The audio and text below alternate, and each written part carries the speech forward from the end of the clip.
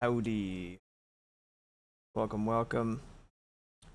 I didn't even bother to shave or change out of my pajamas because this is just one of those days, you know what I mean? But I do happen to have this little Pokemon bowl full of donut holes, this little Pokemon mug full of freshly brewed coffee. Oh, funny you mentioned that, Animort. I'm actually planning on making that into a loop for sleep aid slash relaxation because every single person is just like that is like the most relaxing fucking thing I've ever seen. So it's like my duty duty to make it happen. Good to see you, Erasmus. My dear friend, it has been too long. Nice to see you in chat. Oops. Trying to plug this shit in. So, I don't feel like I need to say it, but this is basically Bossing Say. All of the terrors of the outside world. I don't know what we're talking about right now. It is simply time. Relax. Make some cute little drawings.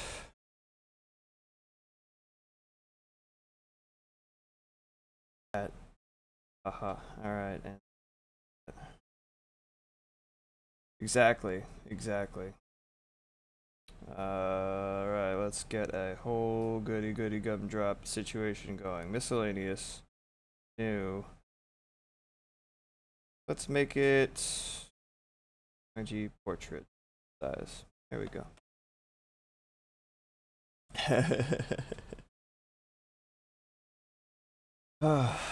Yeah, exactly. Alright, so I'm not gonna ask how everybody's doing. Feeling I already know, but I'm just happy to see y'all. Happy to have some good company right about now. Oh, I've been instructed that I need to try the creme brulee donut. Thank you.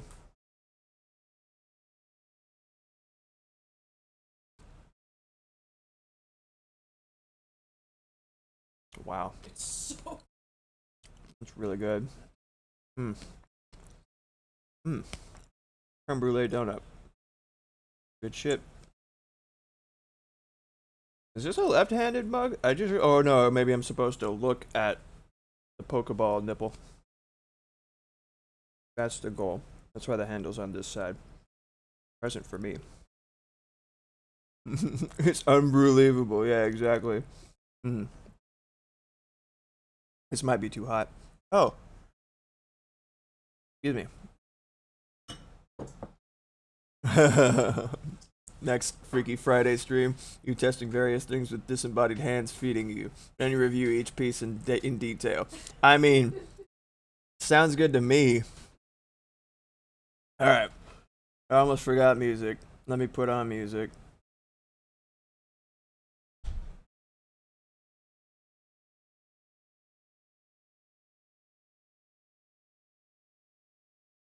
How's the volume for y'all compared to my voice? Seems okay to me, but I don't know shit. You hear nothing? Well, cold diggity. Oh yeah, I guess so, huh?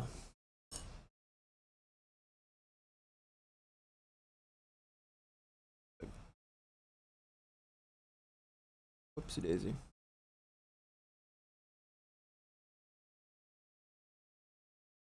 Hmm. Whoop. Oh, is it because it's full screen?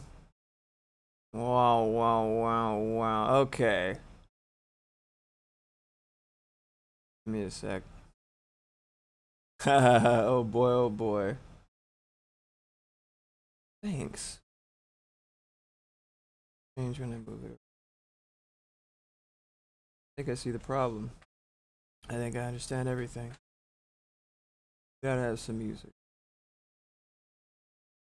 Gonna turn that for a second. Boom. Okay. Hey. Wow, it got really small. Imagine that. Whoa! Things are happening, guys. I don't know what happened. Oh, good. I am glad. I'm gonna try one more time. Why is it so small? Why is it so small, guys? Hold on. Let me try this.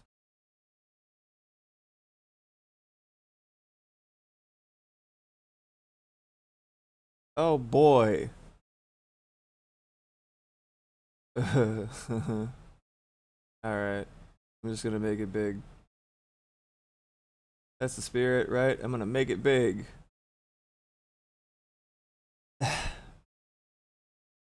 Wow, that's shitty as hell. Can't even see that. Boop, boop, boop, boop, boop. It's cool. You're just vibing. Look, when I make it bigger, it makes it bigger in the wrong way. Wait, wait, wait, wait. I think I understand. Whoa, whoa, whoa, whoa. Yeah. Yeah. And then a shrinkaroonie. Perfect. And I shrink this. Hey, and now we're whoop. This. Oh yeah. And perfect. Now you get to see how the sausage of my stream is made.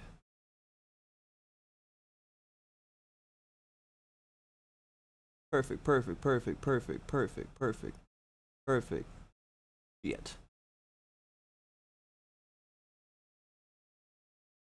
I'm gonna get DMCA'd.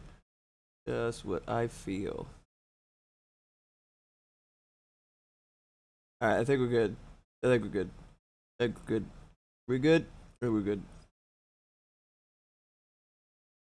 I think we're good. Okay, codes A. Poke codes as in for the trading card game. I haven't started playing that yet. I usually don't start playing oh nice. Yeah, I'll take that. When recently, like a couple years back, for some reason, it occurred to me I was singing. It was like I was doing the chorus, and then I just said, "Oh no!" And Max was like, "What?" And I said, "Call me Dick and Balls, Dick and Balls." Very funny, tragic. Steely Dan deserved better. Look at all my colors; they're so pretty. Wow. Oh, I didn't mean to click on that. I want like a dark color to start with, and I'm gonna draw a bunch of little guys over it. The idea. So I was thinking, fun way to do this would be if you guys tell me who your favorite little guy is. If I know it offhand, I'll draw it. Otherwise, I'll look it up. And we're talking little guys like from movies, from games, supporting characters that are small. Great example I'm going to start with is the Kodama. Allie from Owl House. Have not had the pleasure of seeing Owl House, but I will look it up and we'll draw it, and it'll be great. You heard here first. Okay. Ed from Cowboy Bebop. Like Lil. Well, I guess no. I guess that counts. Like an animal-esque character. Great example is the Kodama from Spirited Away, or the Wada Wada from Boy and the Heron. Ed, Ed, and Eddie. That no, that does not count. In spirit, yes, but we're drawing little guys. Little guys. Ed's a lunk. He's great, but he's a big lunk. We're like, they don't necessarily speak, but if they do, you know, they're just like a little guy. Okay, like Kodama. Right, that. That's mine. Owlie from Owl House.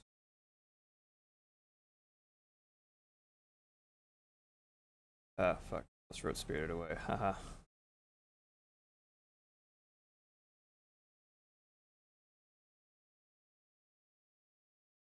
No, I have not made the assignment clear. You are not in the wrong.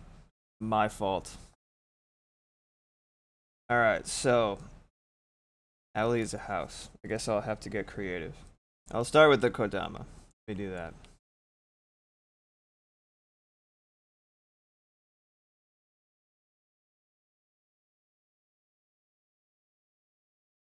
I'm down for Cat Bus. Cat Bus works. Miso from Katamari. Right. Fuck it, I'll draw Ed. Annie, don't worry about it. I'll do it. What about positivity? Fuck. Can't draw an ampersand. Cat Bus. Anticipating a lot of Ghibli because they got the market cornered on little guys. So both. I'll do both for you, baby. So Katamari. Moo. Katamari. If we're doing that, maybe I'll do Kuro. I love Kuro. We'll do like a little cousin page. It'll be really cute. Totoro. Alrighty, and then we got doot. I'm gonna drink a little bit of coffee. It's very hot. So I must be careful. Yow. Brewster would be proud. Alright, yep. Maybe. That's an option. Also from Katamari. We got It's a good idea, man. Oh, alright, cool. Let me start with the Kodama. I'm gonna make this.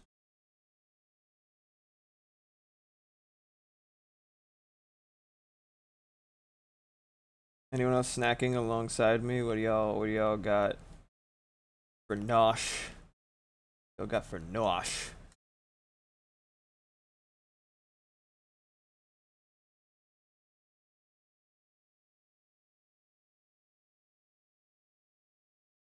Nice. Spicy Cool Ranch Doritos. Oh, I love the art style for Ranking of Kings. Someone said when we were doing like a Sakuga challenge thing in a Discord, I submitted my design for one of my characters. The same guy from the intro screen, Smokestack. And the dude running the challenge was like, "Oh yeah, this is really cool. This reminds me of Ranking of Kings design." Okay, is that the little frog boy or someone else? I've never seen it. There's a lot of shit I haven't seen, so if you're a you haven't seen this kind of person, you're gonna run out of breath very quickly.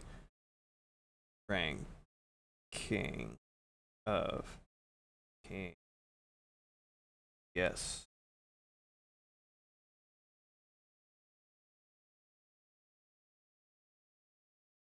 Shadow creature. I'm excited. Yeah, this will be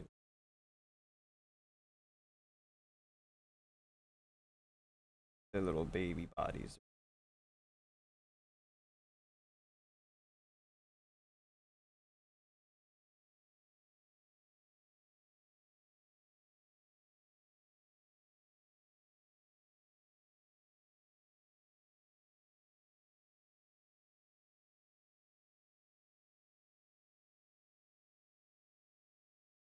Little baby guys.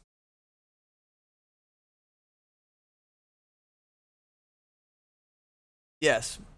Yes, I would say Greg is definitely a little guy.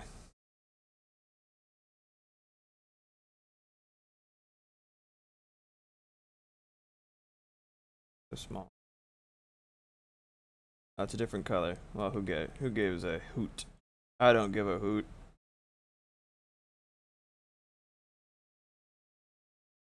I think everybody currently in chat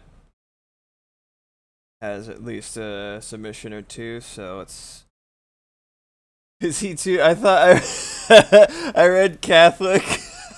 Is he too Catholics? Like, I don't know. I didn't think he really talked about it much.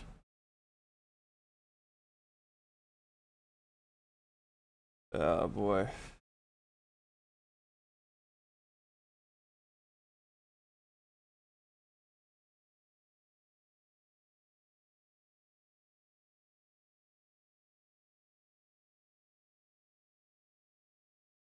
Go straight from a song from 2022 to a song from 70 something. You notice the difference. Infidelity.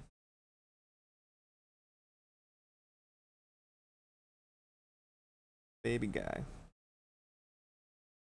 Um,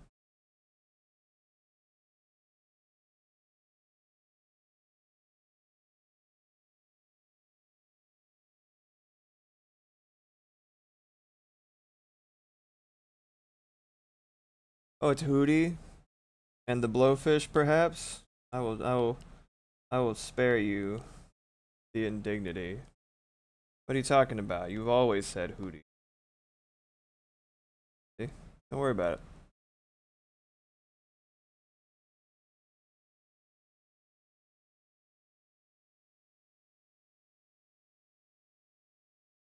Little feets. Little guy.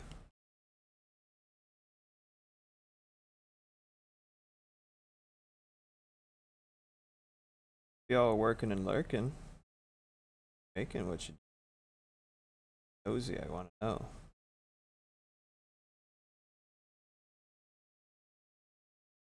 I really don't give a hoot. Yeah, exactly. Hootless nation. No hoots allowed. Ooh, Stardew update. Hey, that's you. You are among friends. It's a very pun-heavy chat between Kenj and Amort. Pun City. That's great.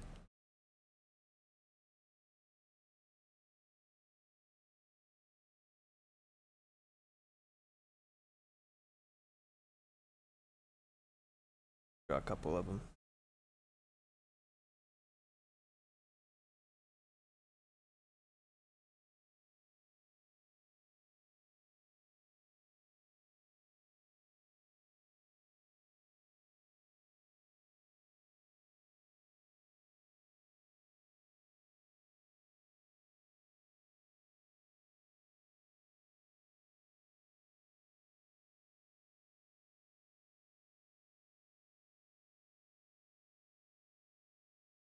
Oh, whoopsie doodle.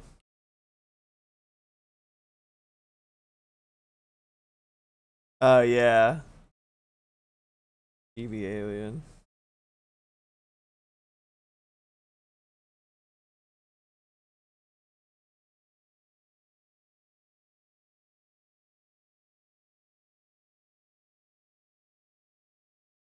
What?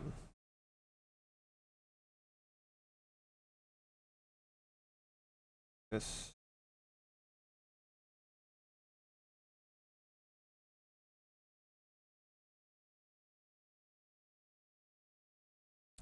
The Express. Oh yeah, yeah, yeah. Nice. Pony Express. Oh man, that's a little throwback to the mouthwashing stream that I did last Friday as kind of like a send off to Halloween.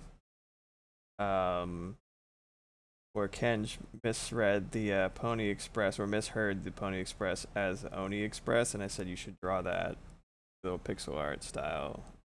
He was like, I think I will. In fact, great.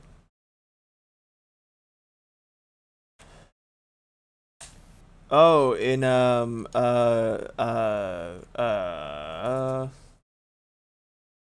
in Black Ask Me Anything from the Discord.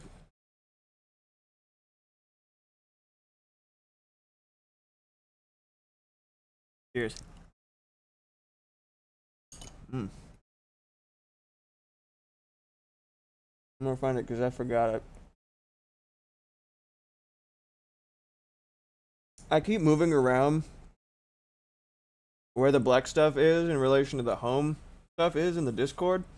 What Discord is that?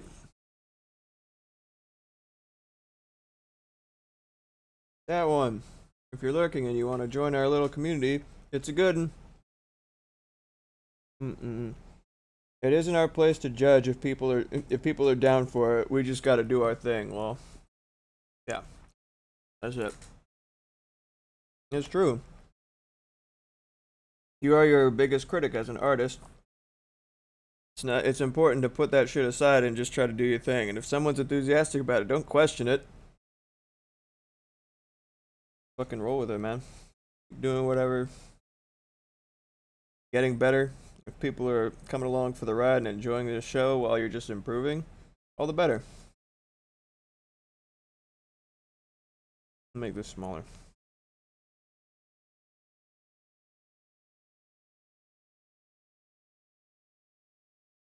Oh, guys.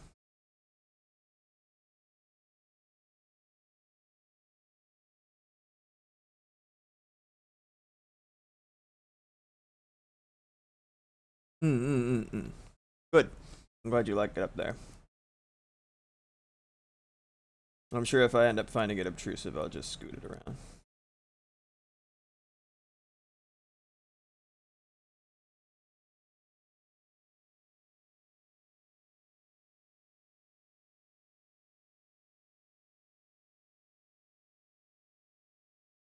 Really like this. Non-committal.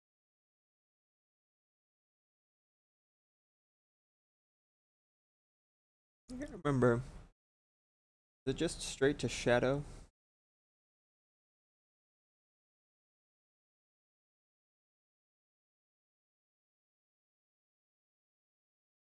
Adama. Oh, they're so cute. Oh, that's right. I think they all have little tiny noses. They do. Wonderful.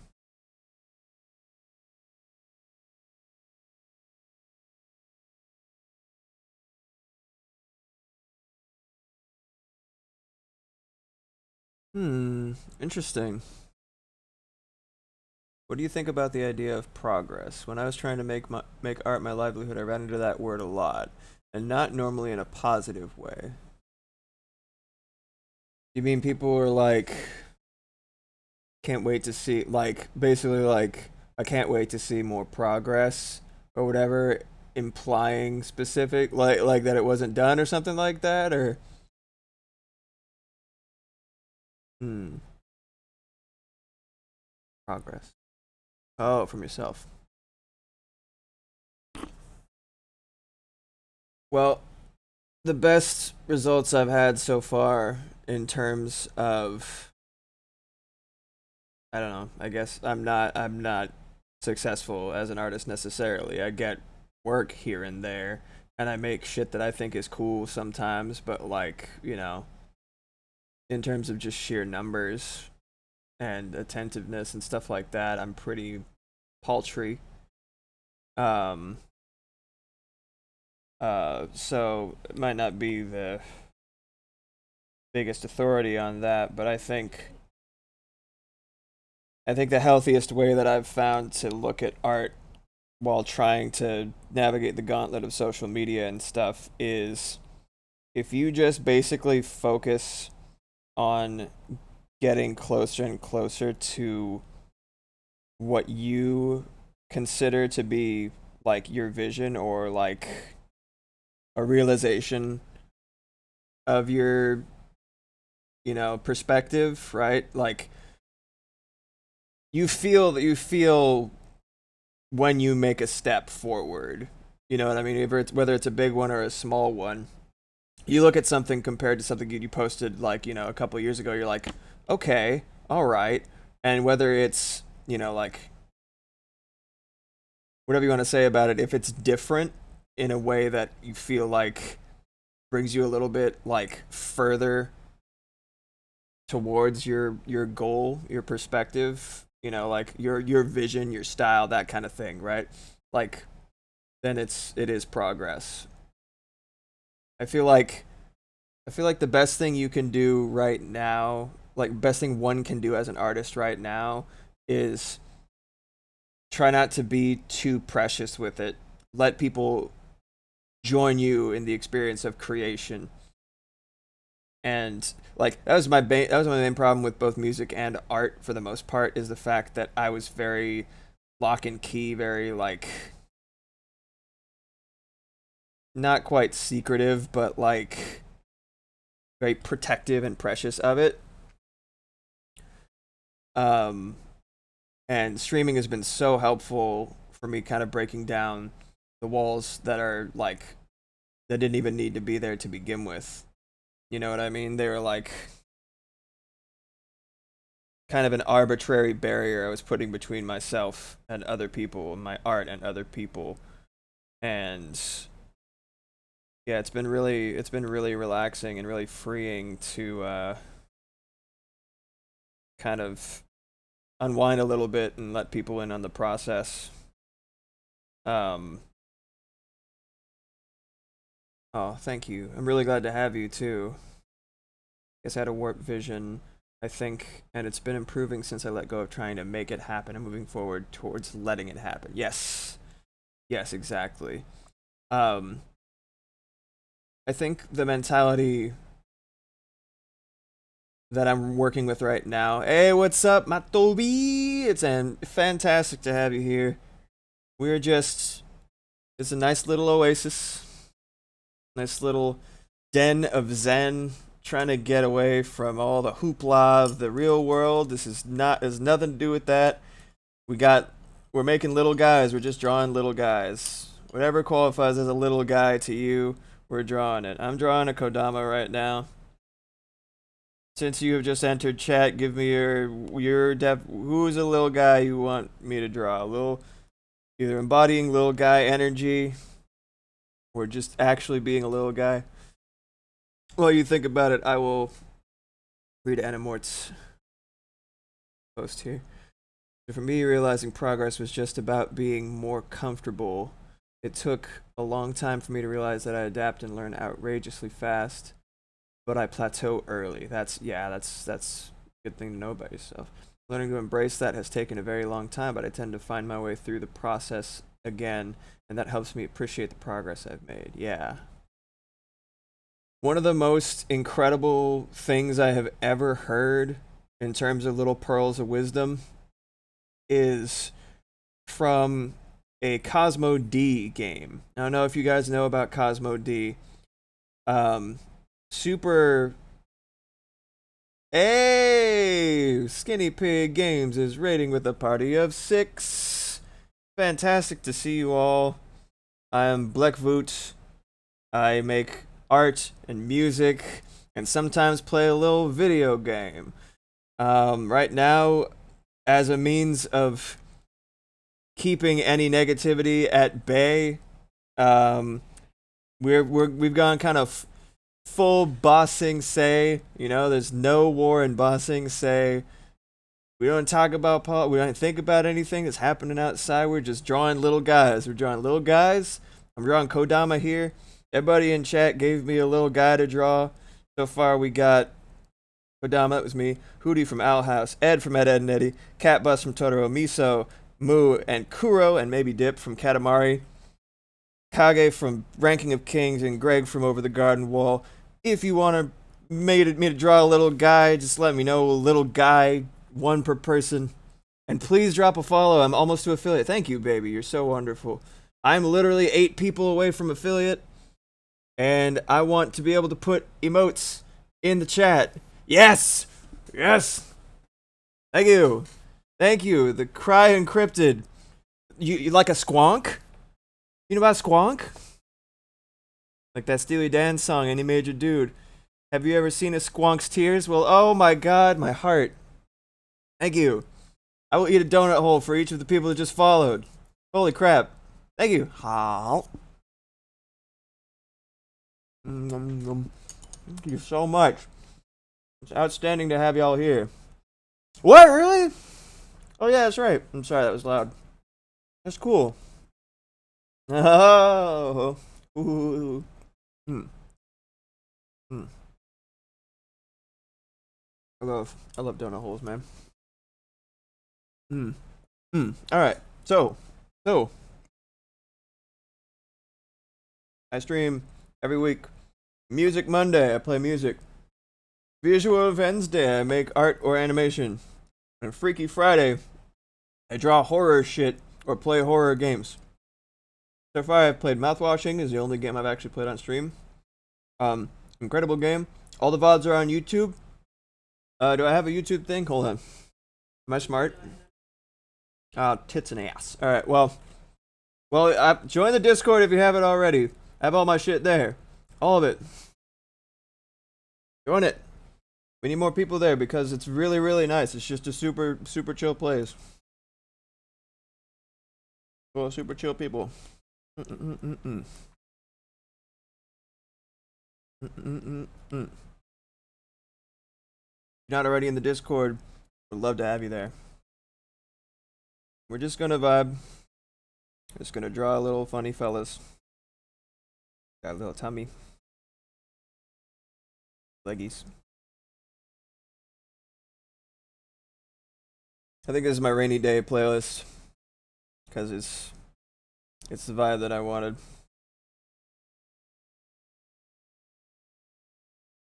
It's not actually raining. It's super fucking windy today though. That's cool. He looks a little built. Looks a little like ripped, this little Kodama. This Kodama lifts. Hey! Good to see you. Thanks for the raid. Oh boy, oh boy. That's okay, it's okay. You're more than welcome to hang out while we're here. I'll be going for 5 hours. That's right, folks. 5 hours. Got 5 hours to just relax. Ignore all that bullshit. Whatever it may be, and just hang out. Listen to me eating donuts and shit. This is kind of off to the side. I think I fixed it. It is absolutely true. Spring Gang is so good. Spring Gang, man. So good.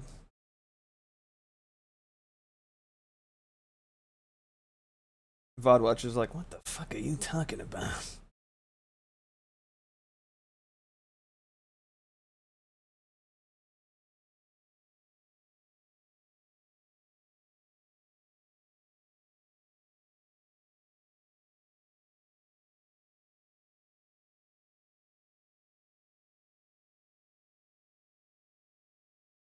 Put his eyes like in funny places. A little sinister.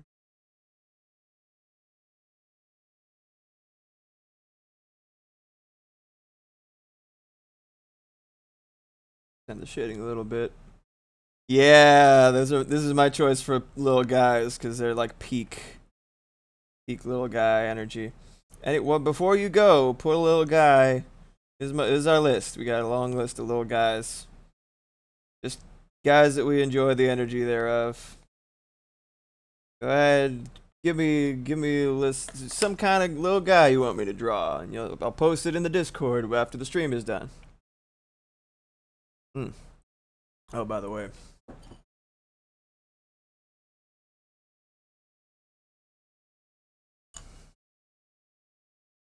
poke bowl, haha, poke bowl full of donut holes.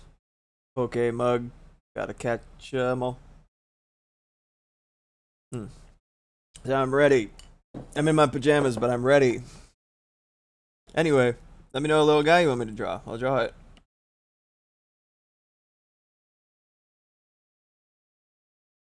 They got little belly buttons, I think. That's shading a little bit. Mudang, hell yes. I had a feeling that that is what you would say.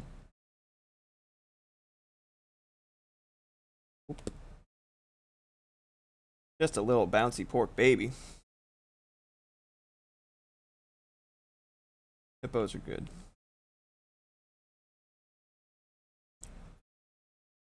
Kind of ended up making this little guy do a Slav squat, and I'm okay with it.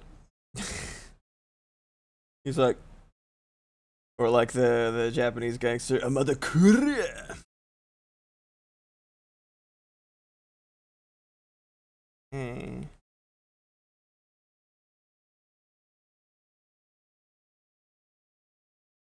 He's gonna rough you up, man. What's up, Dan? Good to see so many people in chat. I need the positivity. Y'all need the positivity. We just hanging out.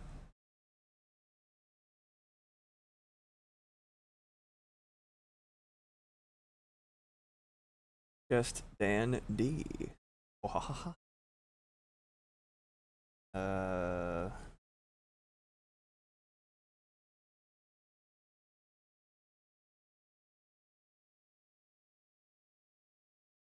love these guys. What would be good for their little eye hole? Nah, I'm not gonna do another layer. I don't give a hit. Yeah, shoot.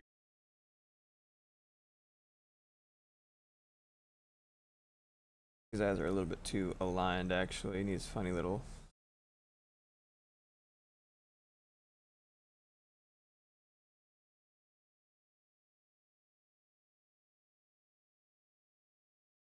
I think I'm gonna make his nostrils this color so they kind of blend in like they do. Yeah, the nostrils just make him look kind of nightmarish when I'm drawing. I'm gonna leave him off. Oh, Baba! Forgot to set up kitty cat food.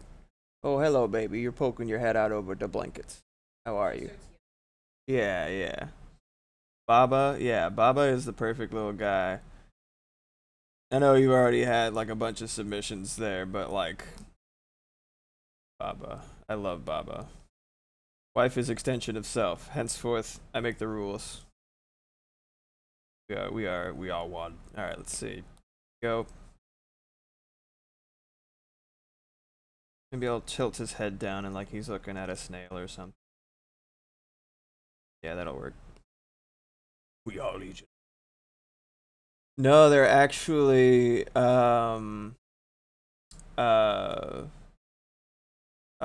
excuse me. BD1 from the Jedi. Oh yeah, yeah. I will have to look up his actual design, but I will. That is your suggestion for little guys. I'm here for it. I'm putting it on the list. We're putting it on the list. BD1 Jedi. Oh, red die. Gotta get on that red eye flight. That Jedi flight. Jedi games. I'm sure I'll look it up and it'll be there. All right. Your little buddy pal. Oh yeah, no, it does not have to be an actual animal. It's just if that energy, like if that comes to you and you're looking at it, you're like, little guy, perfect. Like somebody mentioned a house. So it's fine. It's great. Oh no. Not big enough.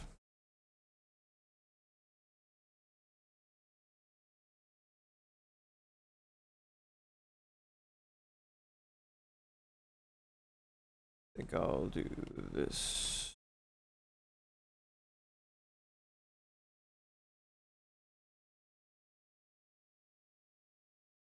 Oh, back to the conversation we were having earlier about the complicated nature of like progress and stuff like that.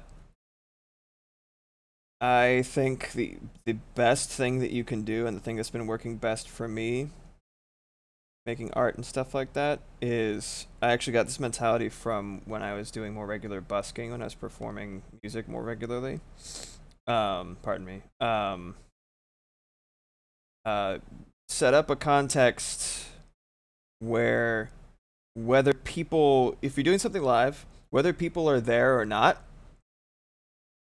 um, whether people are like there giving you money or not, basically don't put yourself into the position where you are only fulfilling one goal or objective. You know what I mean? Like, don't make it like I am only here to make money. I'm only here for the 30, maybe $40 that I'm going to make from playing music in public for 2 hours. You always want to set yourself up so that it's parallel goals being benefited at the same time. So maybe one person finds you music. At the end of the day, you're there to practice. You're there to improve your craft. And whether or not anybody gives you the time of day, which might not happen every time, might be a super dead day, might be a super dead if you're performing at like a hotel or a lobby or like a bar or something like that, you might not even get like a couple of dollars. It's fine. You improve, you got a little better at the song that you're working on. Me streaming art, it's like today is a bit of an exception because really I'm just trying to promote some kind of positivity and some kind of pleasantry for everybody, including myself. But generally speaking, it's like this is just like a personal project or a commission that whether I have nobody in chat or 15 people in chat, I'm still getting something done. I'm still making steps forward, still making progress. So like I ended up in my early days of social media art, I was like, this will get them for sure. That's a mentality that is very caustic and detrimental to you as an artist and as a person, where it's like, I didn't get any likes on this. Okay, well maybe this will get them, right? It's like on one hand, it's like you are trying to improve your shit in a specific vein, but on the other hand, you're basically making a promise to yourself that involves a lot of factors that are outside of your control. Like anything in social media, it's designed to manipulate you into thinking multiple things that aren't necessarily helpful. Wait, okay, let me read up. Mandrake. Oh, JT, what's up, JT? Holy shit. Good to have you. First stream of mine. This is like tailor made for you. We're just drawing little guys. Mention a little guy. You found me. You might. We're drawing little guys. You add a little guy to the list. Paladin, you added a Mandrake, right? Or you were just saying that it looks like. Yeah, it does remind. Yeah, it's very, very similar to a Mandrake in that it's like a little forest baby. It's not as much like I always think of like a Mandrake being like actively like a root vegetable.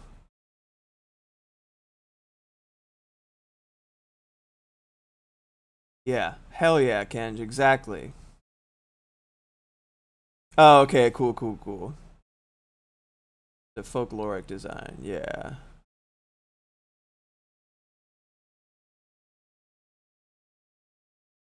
I can't even. Yeah.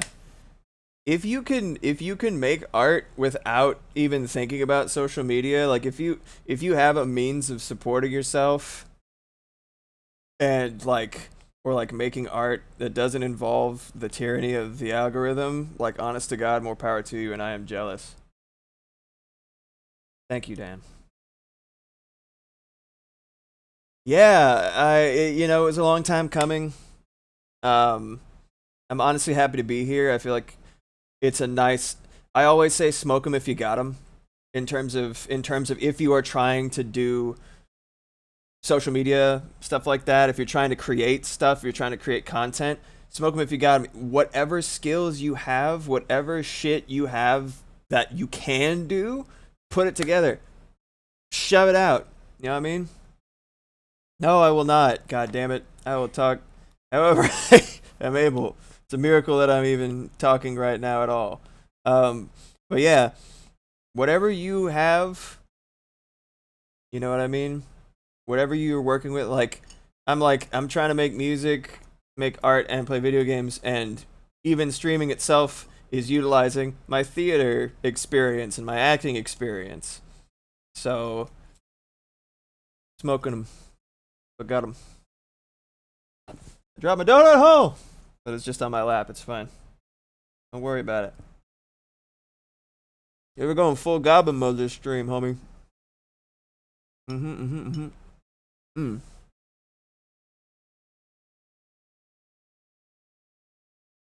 Oh, that's pretty great. Oh, best of luck to you on your masters, by the way. I've already said it, but like, that's no small feat. Even participating in that, utmost respect. I basically can't. I can walk, but anything with my hands, crazy. It's a little pants donut among friends, exactly. Hmm. I've been told that I am very, very good at acting, Dan. I've been told that, so I appreciate that. mm.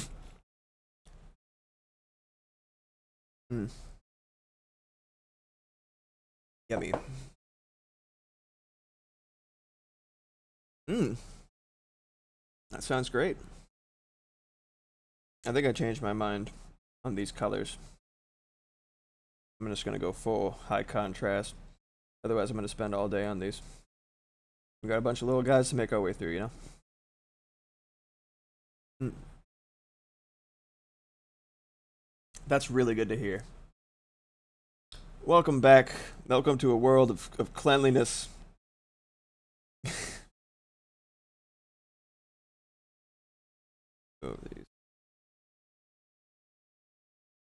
Oh, thank you, JT. Very sweet of you to say. I've been working a while on it, so it's very gratifying to hear. I I have a very stubborn approach to art, where it's like a lot of people would. And I'm gonna cry out here. This song, I love this song. Anyway, um, there's a kind of a what's the word I'm looking for? There's a certain emphasis on specialization and consistency and a lack of diversity in social media because the algorithm only knows how to march the same thing over, like it's a little bit, straightforward, right? So it really just like wants to do one thing over and over again, right? So if you're an artist, it's like, oh, these tags worked when we marched your shit to various places. So just do that forever now, and we'll know how to work with that, right? But I've been trying to develop like I I'm too stubborn and I have too many specific visions that don't necessarily work in all the same art style.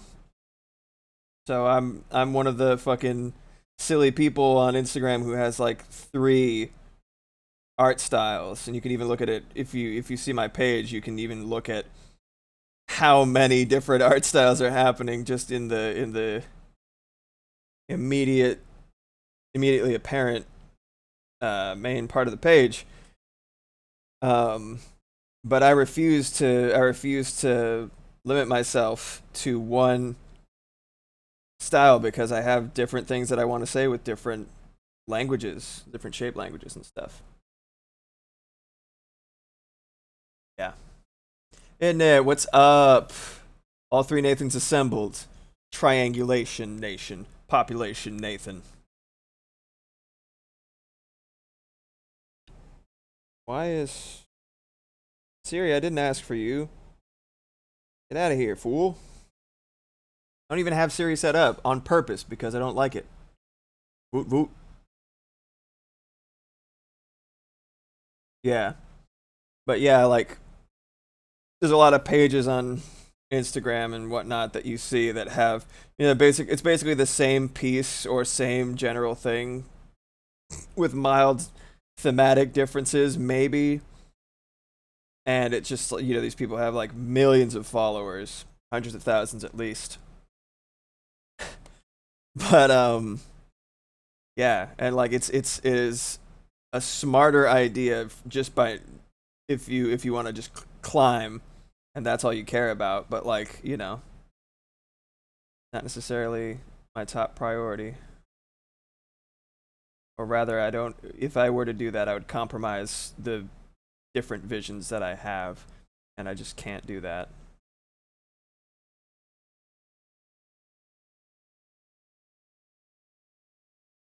Yeah, exactly.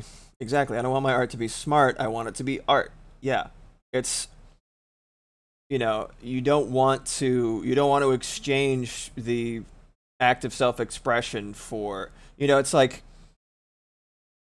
I don't, I know I'm trying to create a fucking positive vibe here and I'm just curmudgeonly bitching about social media. It's kind of defeating the purpose, but my last thing I'll say about it is, you know, content creation to a certain extent is an attempted commoditization of the human experience.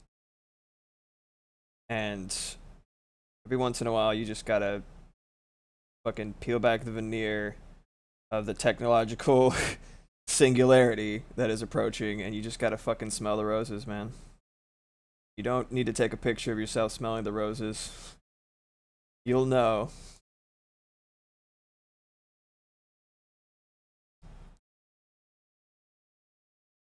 I'm working on a new era, for my Instagram, but I want to just create to be honest. Yeah, I think honestly, I no pressure, but I've really been enjoying Twitch because it's more prioritizing the experience of creating rather than something to show. You know what I mean? No anymore. No. um, but yeah. Um, I've really been enjoying it because like it's sometimes I have something complete to show for the stream at the end of it, but I mean 9 times out of 10 it's just like me hanging out with people while I'm doing art, and it really what I'm making is usually secondary to just like fostering that sort of creative energy. So I'd recommend giving it a shot. I understand it's a little bit like intimidating, but honestly, like if you think about it like an open mic, right? I don't know if this is shady or not. This might be shady. Apologies if so. I'm a little shady sometimes. I'm generally nice, but like I guess I can be a little judgmental. Anyway, point is, if you think about it like an open mic, right? You're not going to be the worst one there. And even if you were the worst one there, that's great for the ecosystem of the open mic because you made somebody else who's just starting out feel better. It's a win-win situation no matter where you are in your journey creatively. If you're like, your art's great, your art is adorable, it's great, it should be seen, I would do it. I would start streaming. And if you do, promote it in the Discord. You don't need a lot to start. I'm just using my MacBook camera. The only reason, like, Moxie's been so encouraging for me to get scrappy and actually like share what I'm doing with people and actually start doing shit that I'm thinking about doing. So like, hell yeah. Oh, thank you. Yeah.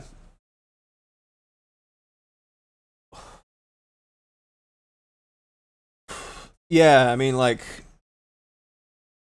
if you think about your streaming, your content, your stuff like that as like a garden, right? Oh, I'm on the wrong color. No wonder. I was like, why is this working? If you think about your content as being like a garden, less than being like a kiosk where you're selling wares, right? This isn't a kiosk, right? I'm not selling shit except like my face, right? Like I'm selling myself being entertaining, right? I'm selling a community, but it's not like a business yet at this point, right? And even when it is, it's not gonna be like a brick and mortar establishment, like I'm selling like bottles of wine or whatever the fuck. No, it's like think of it like a garden, right? Everything that you're doing will eventually lead to a new thing that you're incorporating into your stream, right? I even like I even work on like stream assets on stream as sort of like a meta thing because it was like I want to do this, but I'm not really giving myself enough time.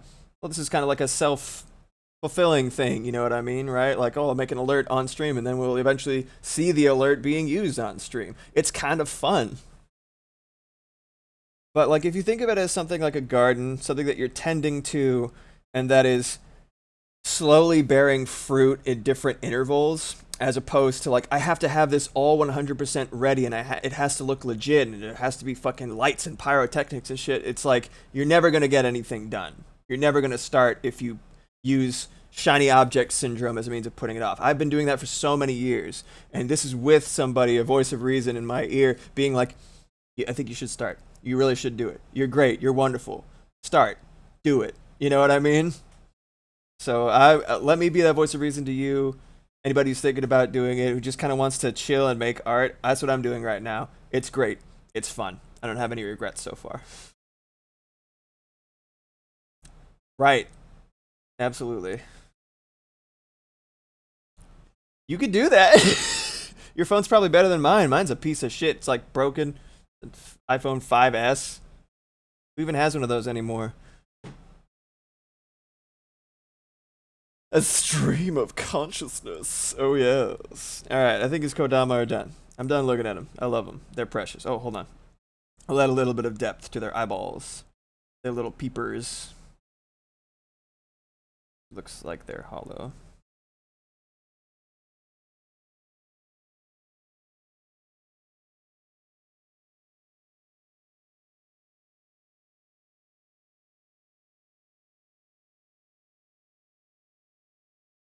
Yeah, I'm okay with that. All right. Kodama. Kodunzo, bro. Hootie from Outhouse. Gotta look it up. Oh my god. I wish I could. God damn it. Phoning it in.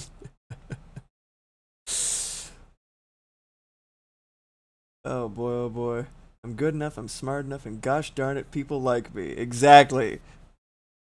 It took a lot of yelling, a lot of encouragement, and but I'm finally here. So thank Moxie. Whenever you're like, oh, I'm so glad Black's actually doing shit now, you can bet your bottom dollar that is the reason for it. 9 times out of 10.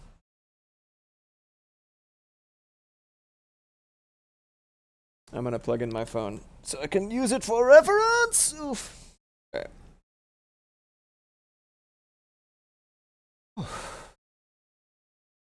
Alright, what we got here? What we got going on here? What we got going on here? We got going on here. Hootie, our house. Oh my. I see. I might just draw the circle. It's like it extends. It's great. Yeah, I'm gonna draw it just as like a snake coming out of the door. That looks good. I found a reference.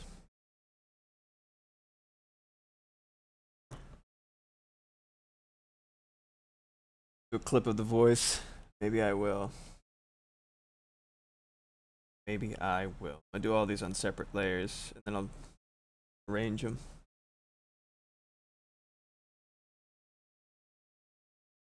Minimize that.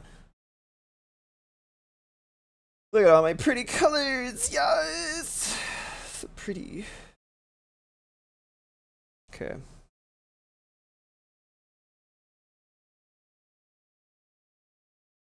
Mmm. Octopus God.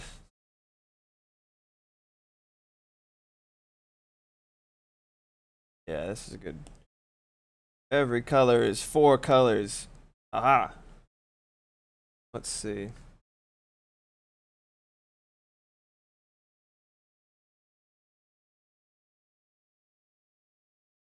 I'm drawing with the stylus. Oh, I'm using an iPad.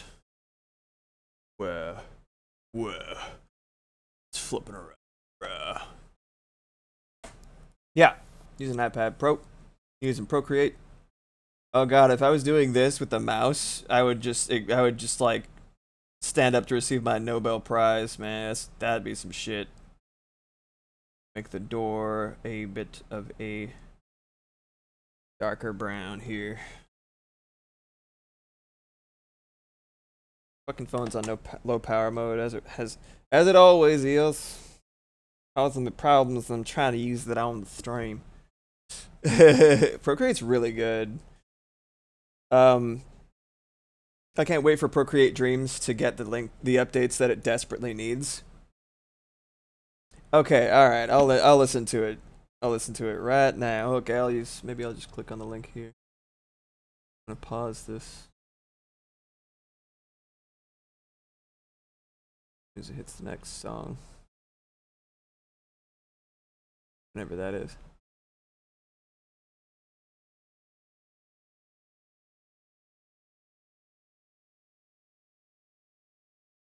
Oh man. All right, Incubus pause. All right, let's see. Let's go up. Let's look at this vibe.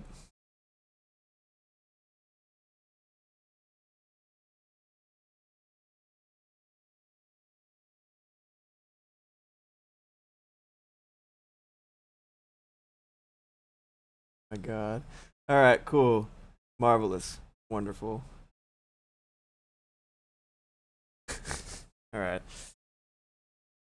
Let's see. Let's get this door going. Turn off low battery mode. Damn hooligan. You and boom and yes, good. Now I can use it as a ding dang reference.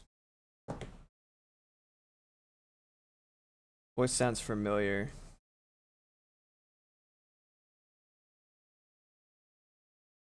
Blend right in. Adorable. Jesus Christ. Well played, well played. And not make it too big. Probably eventually gonna shrink at least some of these down. I wish Procreate didn't blur shit when you shrank it or enlarged it. That'd be cool. Not vector based though. Isn't. One flat color.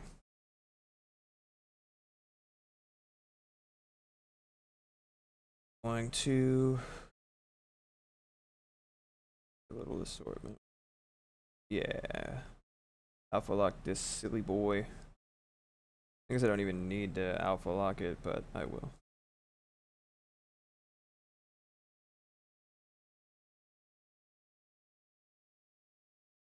Go.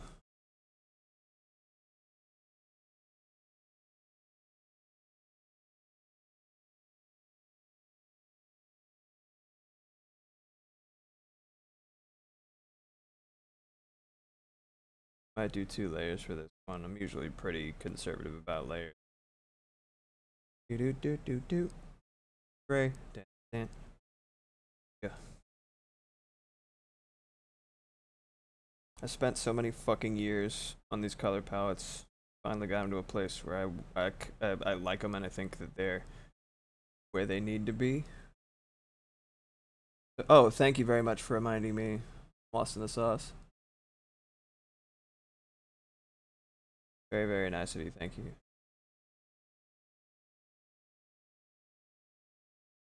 Okay. Gonna do this.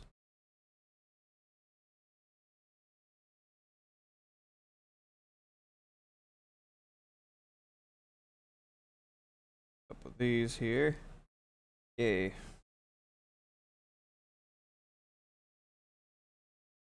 I think I'm actually gonna do this instead. I'm not even gonna bother alpha locking. I'm just gonna erase it. Getting more into like digital painting has been so fucking nice for just like my entire process, because I'm just like Yeah, I could do a whole bunch of stuff, layer, whatnot, but like also I could just do this in one single layer and not give a dang.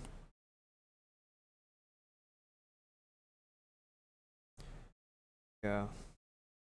Do y'all have any weird, my fellow artists in chat, do y'all have any like weird physical habits while you're drawing? Like I always like I chew the shit out of my lip when I'm really into either drawing or animating. I don't know about you guys. I also just like shuffle my feet around like crazy.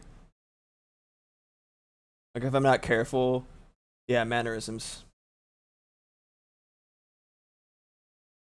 Oh yeah, yeah, it's all good. That's another a great question. I mean, jury's out on that one.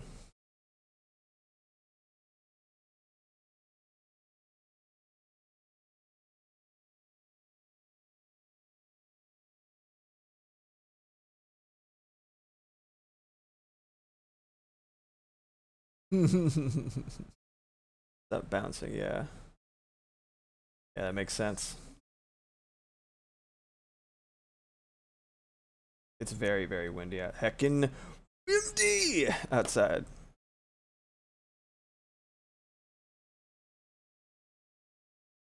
I can't decide between I'm not gonna give too much away, but I'm working on a couple of things. And every once in a while I can't decide between my lineless art style that I'm gonna be using all stream and my lined art style for a couple of things. My more cartoony shit. Lineless is really fun, but I do end up sometimes feeling like I don't know. I don't know. Something to try and experiment with.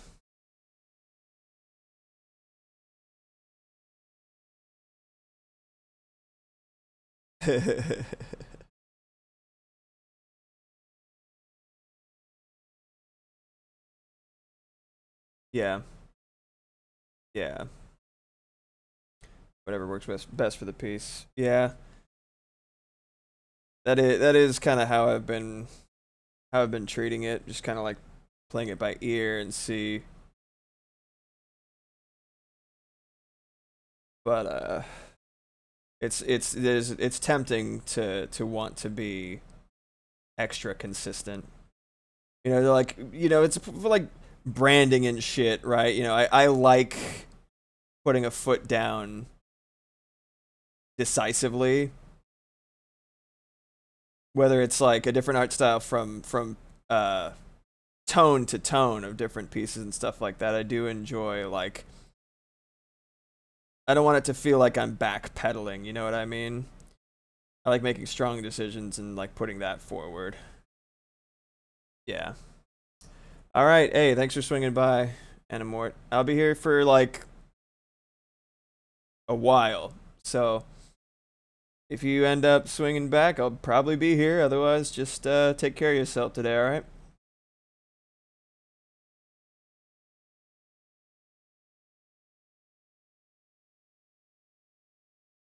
Gone very small again.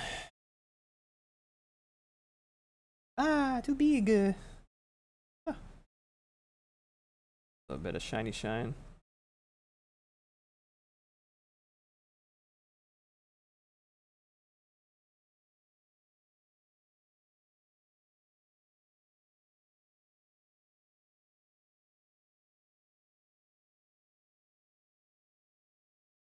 One of these streams, not necessarily this one. I'm gonna do people's favorite Pokemon. That'll be fun. Been trying to get back into Scarlet and Violet again.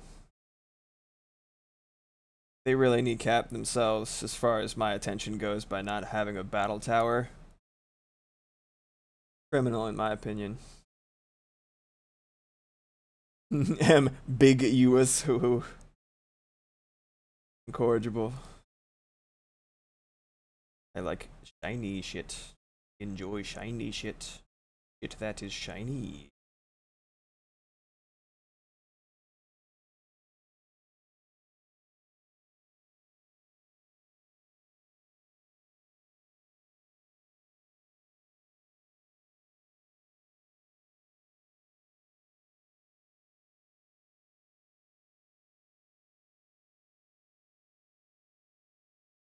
Turducken.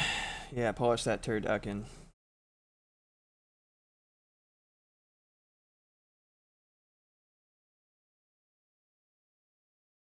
Oh, cat.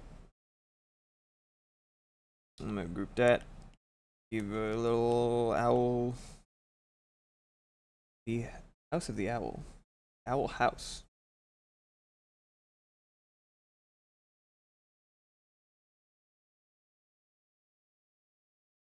Favorite Thanksgiving food? Probably make a damn good mashed potato. Um, what was I crazy? I mean, if we're counting desserts, pumpkin pie. That's like what I'm looking forward to most on Thanksgiving. Um, I make a phenomenal cranberry sauce. Phenomenal cranberry sauce. Last year I made it with pineapple juice. Um, with salt because somebody in the house is allergic to citrus, so I couldn't do any orange juice or anything like that. So I added, if I can remember, I added warming spices. So it's like nutmeg, cloves, a little cinnamon. I always had salt and pepper to my cranberry sauce because you usually put it on something savory. Um, Cornbread stuffing. Oh, that sounds amazing. Oh, that sounds so good. Mm. Turkey meatloaf. That's great. Oh yeah, if it's just the two of you, of course. That's really cool. What'd you have with it? Just gravy? Honestly, I think my favorite food is the shit that goes on the turkey more than the turkey itself. I love gravy. I love cranberry sauce, homemade cranberry sauce. I know a lot of people like the canberry sauce. I feel like you have to have grown up with that. I didn't.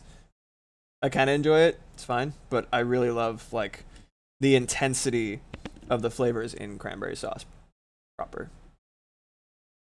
That makes sense. Yeah, in the Netherlands, they probably wouldn't celebrate a rather antiquated and contrived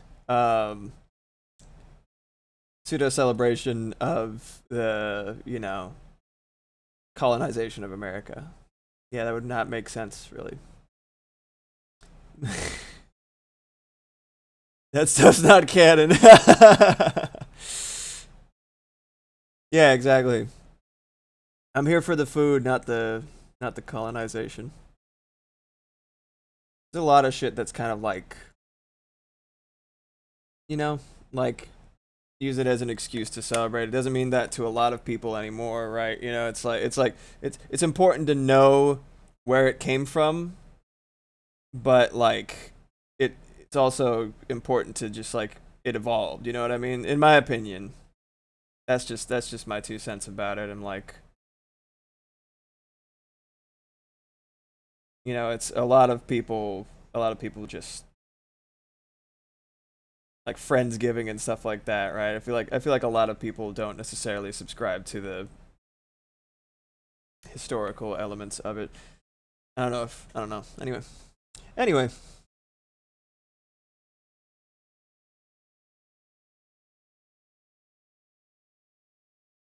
I do like a good stuffing.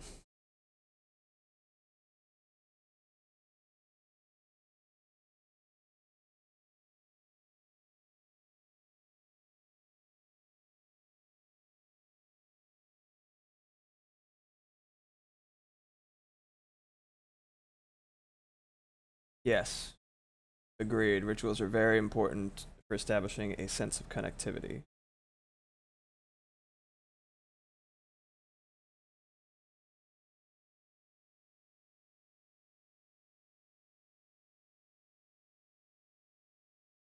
I think my little kitty is awake once.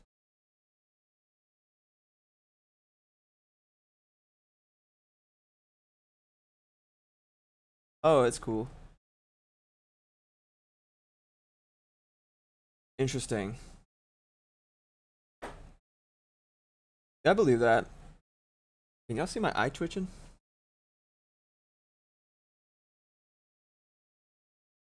I think it's too minute to even tell, but it's twitching, goddammit. Pissing me off.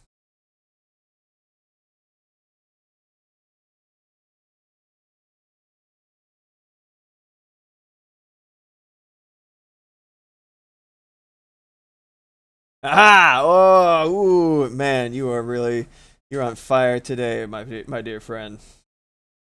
See my eye on Twitch. Anyway.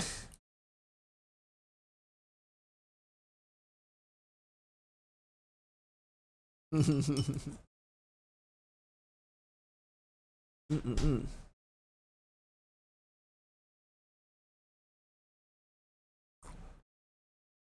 Yum.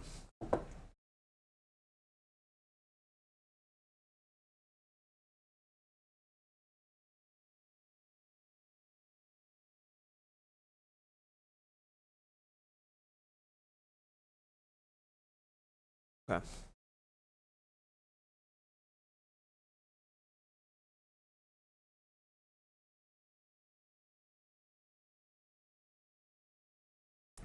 Ah, to be an avian log.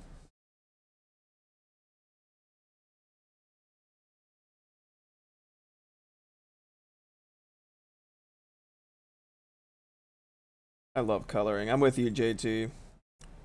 It's like, God, it's so fucking relaxing.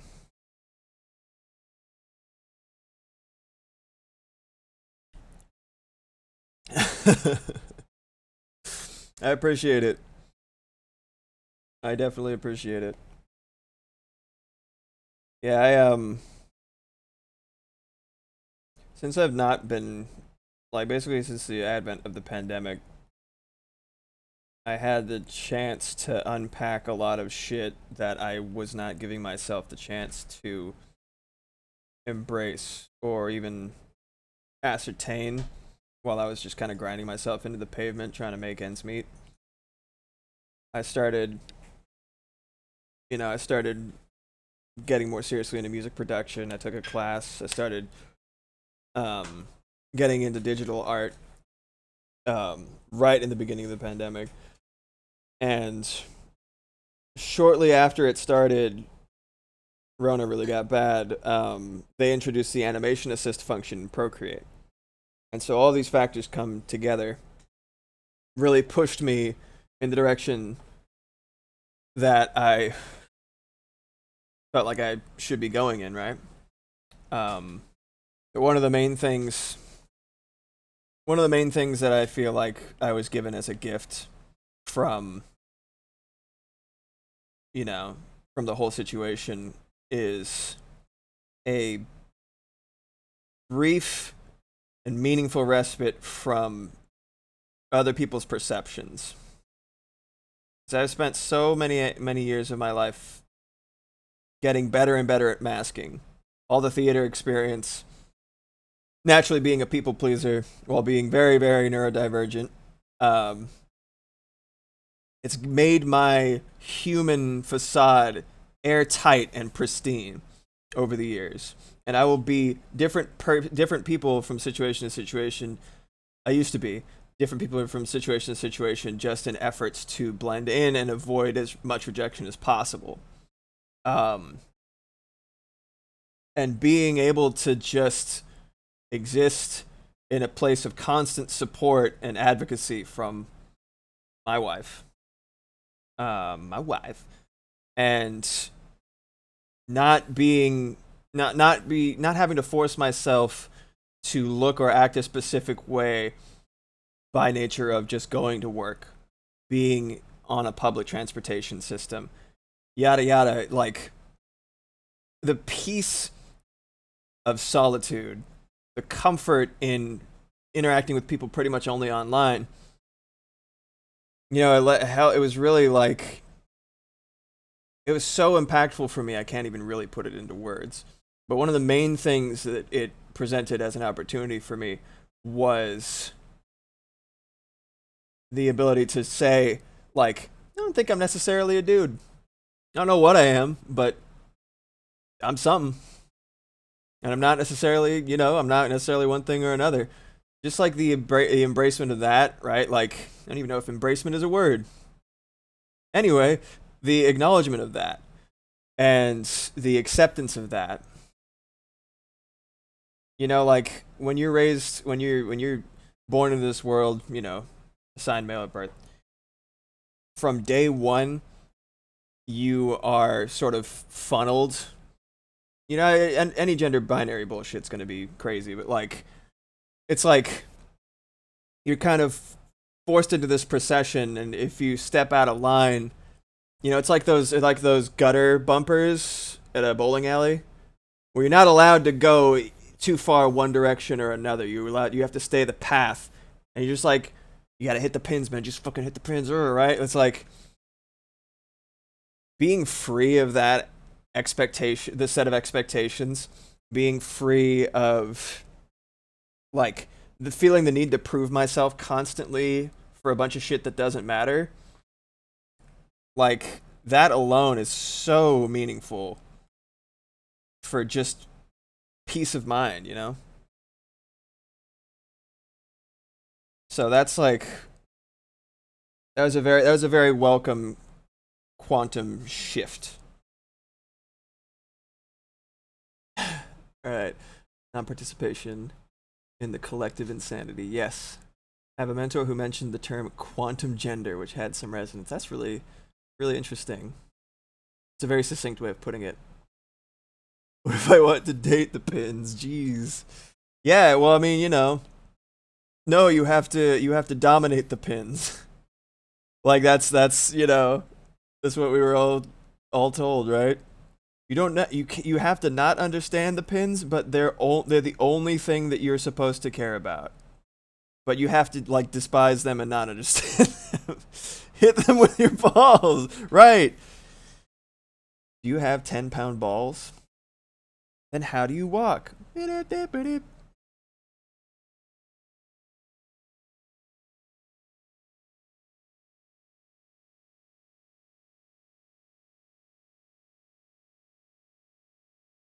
Classic.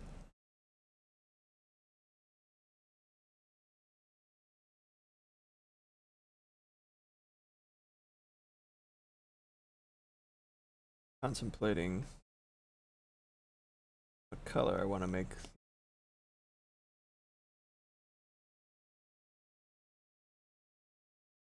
feel like they added some transparency to the edges of this brush, and I'm not sure I'm happy with that. Because I was so happy with the fact that it is. A lot of my favorite brushes behave like pixel art while still being like high fidelity, or at least reasonably high fidelity. Yeah, the cult I was raised in did a lot of that forced compliance as well. JT.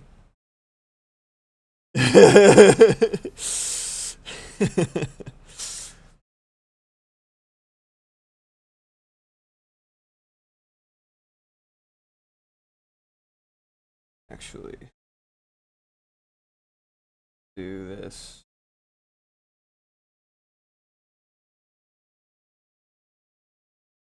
Oh yeah, were you raised Mormon or something to that effect?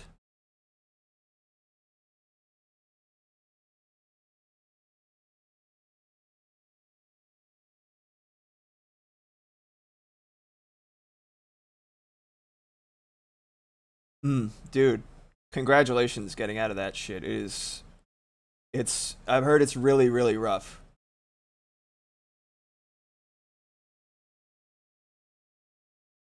I've heard some crazy shit. So I'm very happy that you're with us, man.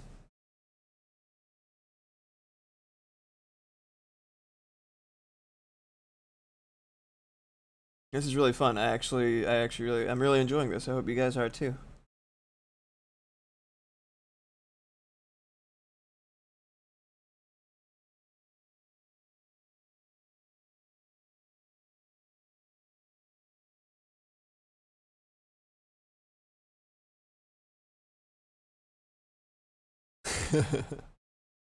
Well, you see you soon, isn't it? Um, Mormonism is. I would probably explain it poorly. Um, um, you're welcome to do so if you're comfortable, Kenj. Otherwise, I will. Try to use community as a hostage, but it's easier to get out when you've been shunned by the same community. That's it's like it's like when you start performing shittily at your job on purpose to get fired, but like it's super beneficial for you.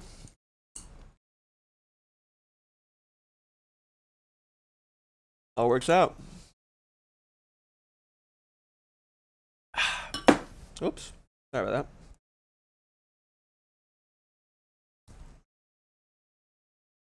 I'm just gonna do one more layer of color first. Hmm.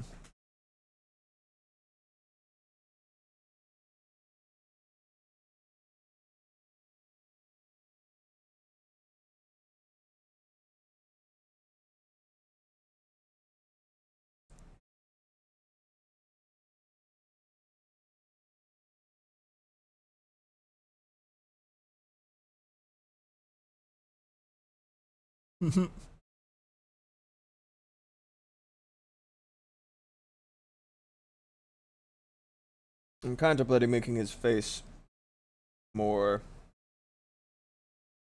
peachy as opposed to the sort of gold that I was going with.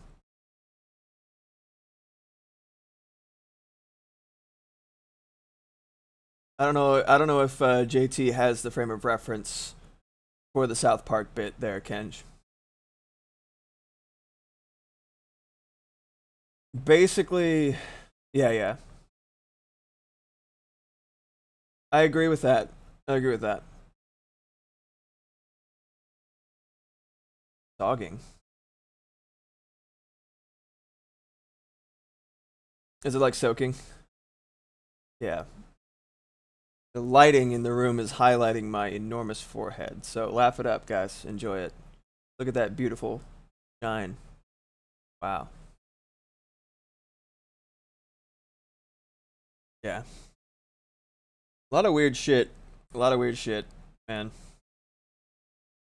Maybe I'll do this instead.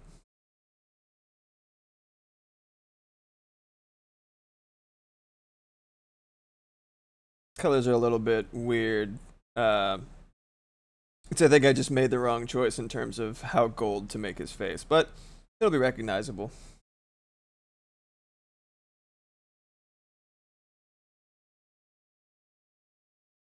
Yeah, okay, yeah. So that's it's the letter of the law, not the spirit of it kind of thing. You can't have sex. Okay, cool. Got it. Loud and clear, boss. It's just weaselly as shit, man.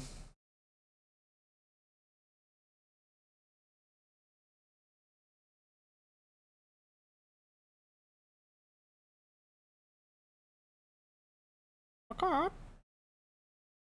Birds are weird, man. I like birds.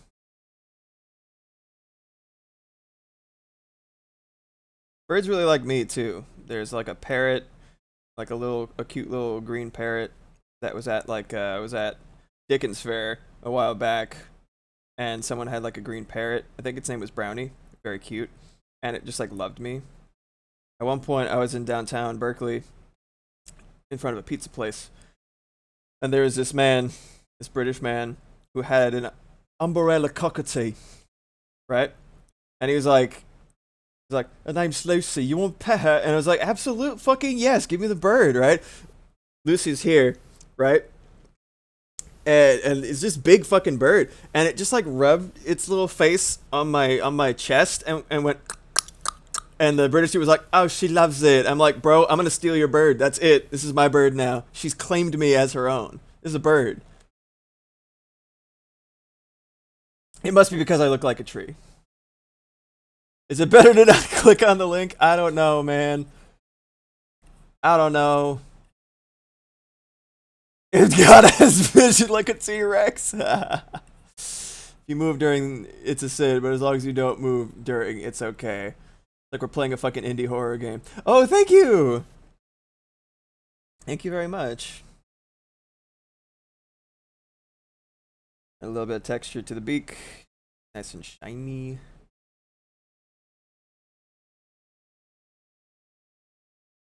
Ah, it's a little too much.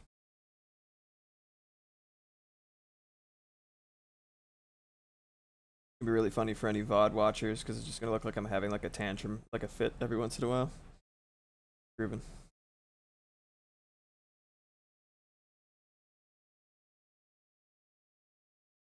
think I want there to be a line to suggest the metallic nature of the beak that I want to show, but it doesn't quite read from a distance, so I'm gonna keep it minimal.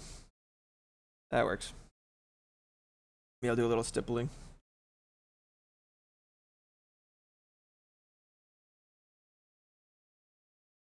Matty J, fantastic musician, and I think also local to the Bay Area, at least my little Bay Area.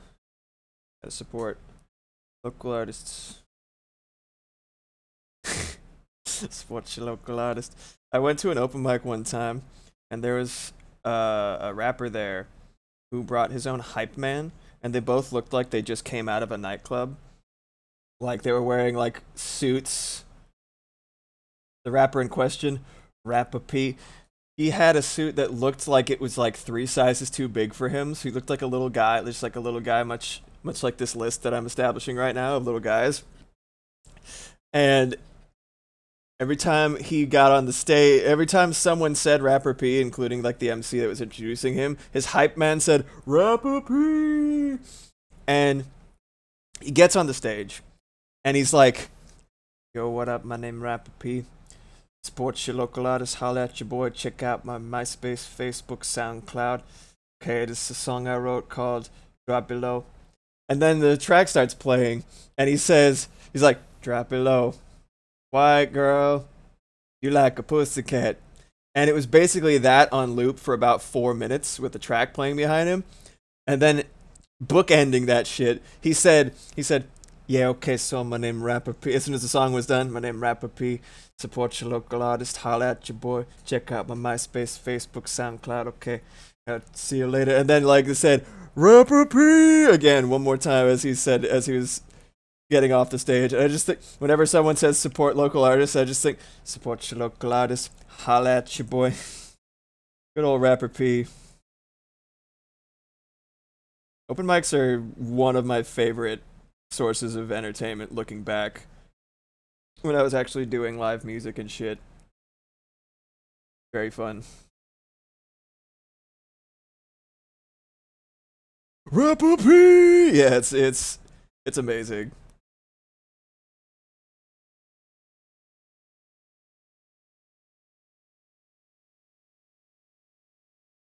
Nah, I liked it better before. Yeah. Hey, that's looking pretty good. I'm gonna add the little face details now. Little lines and stuff, and then move on to the next little guy.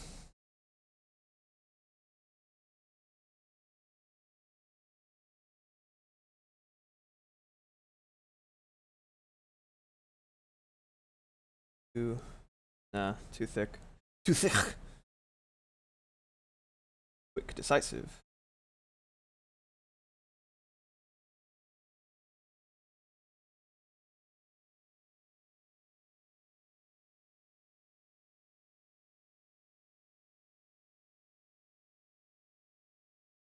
I think I'm gonna make that a little bit lighter.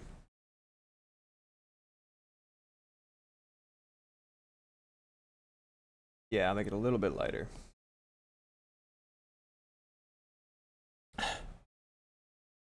Yeah, I'm not sure I respect Rapper P's hustle. um, just because I don't respect him, but the general hustle of being a musician, yes, I do respect. I'll just make an exception for him. It's so funny. You're like a pussycat. Why do straight men want to fuck cats? Think about us, however, how so many examples that you could apply that to. I guess, why do people want to fuck cats if you want to make it a really general statement? Yes. Even the like the sample he was using was like mild at best. It was fine. It was just, a little bland. Wow. Wow, wow, wow.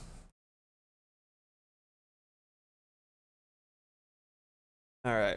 I think Hootie's done. What do y'all think? There he is. Hootie hoo, y'all. Yeah, maybe I always say, Erasmus, I always say, making music is easy. Making good music is hard. And that is becoming more and more true as the days go by. Things are getting more and more accessible, which is great. You know, it makes it so that people who might not have had the opportunity to be musicians otherwise now have a chance. But it is also sort of, you know, when everyone's super, no one will be, right? Yeah, I should definitely watch the show. If I'm not mistaken, it's Alex Hirsch's wife, her passion project. Like it's her baby. And Alex Hirsch does some of the voices on the show, including Hootie. I didn't hear it from the 10 seconds that you sent me, but I recall hearing about that, about him doing voices on the show. Great. That's super cool. Yeah, I have a couple of friends, including my sibling, who are madly into it. Oh shit, I'm gonna have to draw Ed. Let's go. Okay, alright. Let's go. Let's scoot you up a little bit there, Hootie.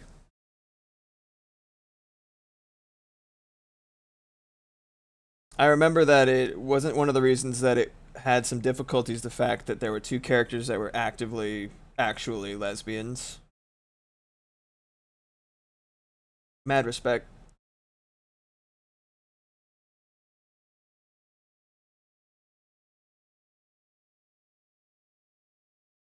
Yeah, Disney. Ugh. Let me get a different color in the background here. There we go.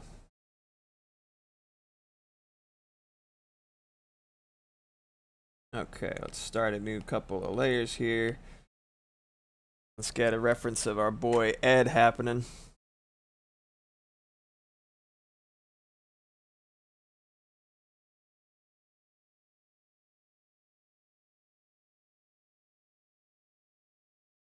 Ed, Ed, Eddie.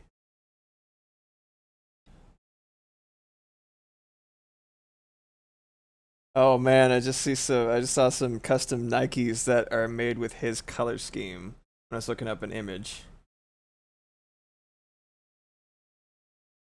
Disney or Datney? Jesus Christ. Amazing. Alright, got little fingies. So when I'm doing stuff in single layers, I like thinking of it in terms of, you know, setting it up as you would, like, especially if the clothes are involved, right? You start with the base layer, right? The bottommost layer, which is generally, you know, like the skin, and then you work your way up naturally. So I'm gonna start with his little general shape. Oops, pencil.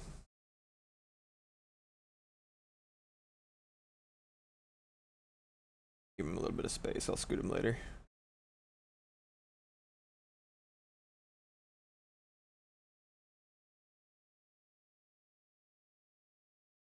Make it a little bigger.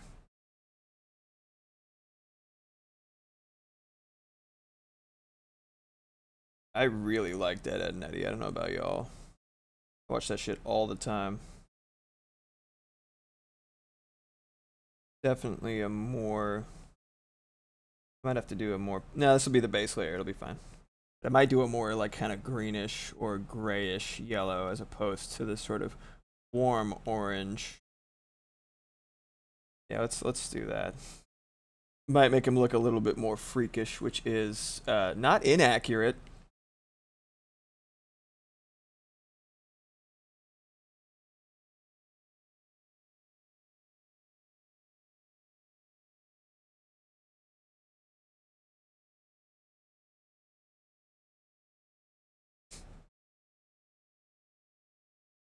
Yeah, cartoons, man. We didn't know what we had.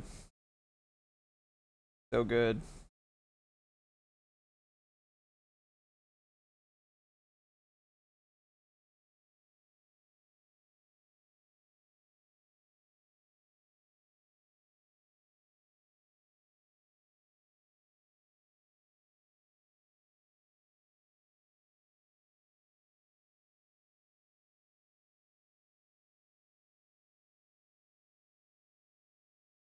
Sloped shoulders, I need to actually bring those in a little bit.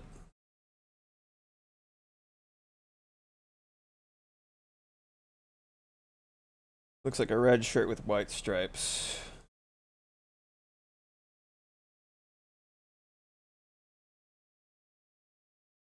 Gotta do the shading first.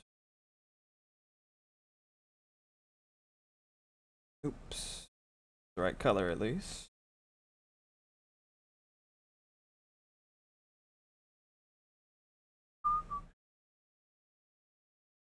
Song is La Bamba in minor. Like it isn't actually, but I noticed it last time I listened to it. I was like, oh.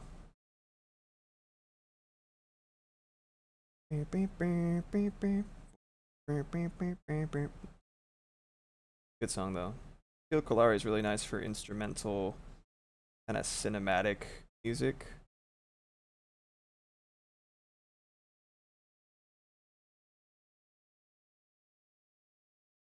Enjoy your dinner.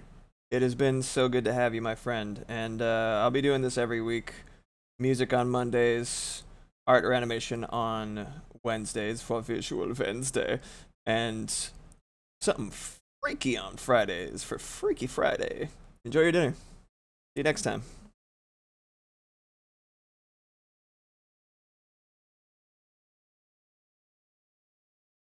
It's gonna be hard to not make him look rather nightmarish in this highly rendered style, so maybe I will just make him look nightmarish, and it will be funny.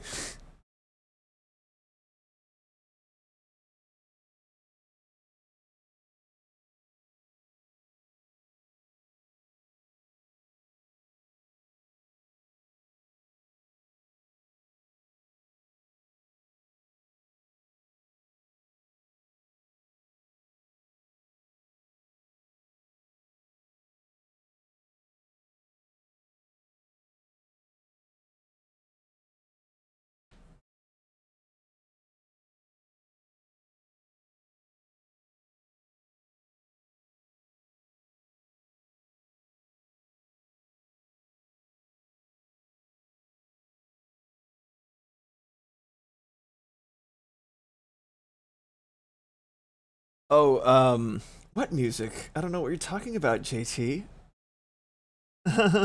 No, there is. You got to be very careful. Look up a tutorial. There is a way to use OBS. No, no, I'm just kidding. I'm just kidding. It won't come up on the VOD.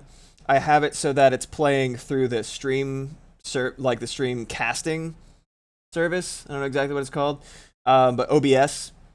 If you're using OBS or Streamlabs or anything like that, there's a way that you can bypass the music making it to the actual recorded thing on Twitch. And so that's what I have. I basically have the audio going to a separate channel so it can play whatever I'm listening to, and it will not actually make it to Twitch. Which is great because if you do it 3 times, if they catch you 3 times, they can literally just delete your channel and they'd be justified in doing it. I have 0 so far, and I've done music on stream every single art stream, which has been the majority of them. So far so good. Hopefully nothing weird happens, but I think we're okay so far.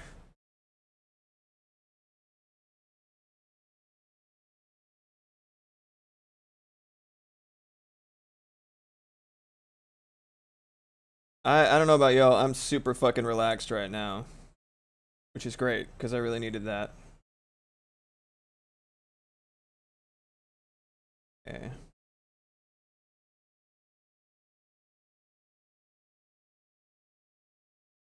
Yeah, yeah. It's a nice thing to have for sure.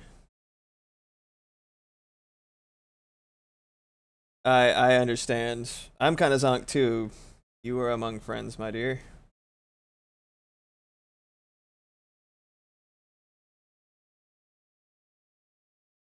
I can think of every time I've seen white and red stripes on a design, it has never been a mistake. Isn't that weird? Just like a good idea, I guess. I just think of like when they add it, even like think about Luigi on his little socks in Superstar Saga. Oh my god, so cute.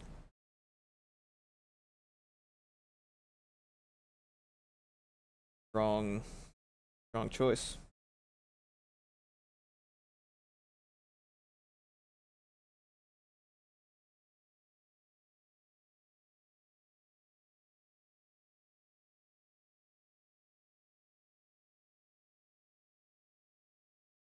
That's a decidedly like actively like forest green type thing. Okay. So I am probably gonna take a little break and then I will be back in about, I'd say maybe 20 minutes, if that's okay. Mm-hmm. So let me just finish this little man's shirt, little jacket. I can definitely see Ed being chosen, by the way. Weird goblin man, boy, thing.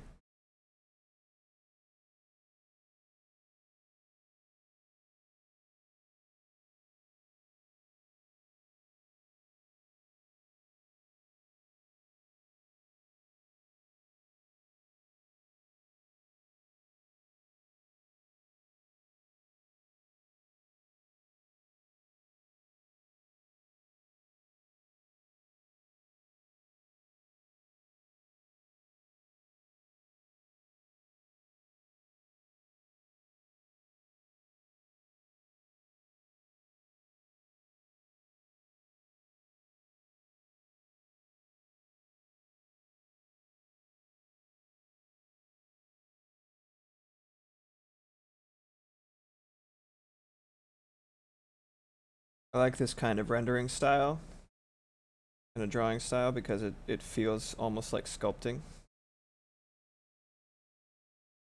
Something that I really should get into. Haven't yet. You know?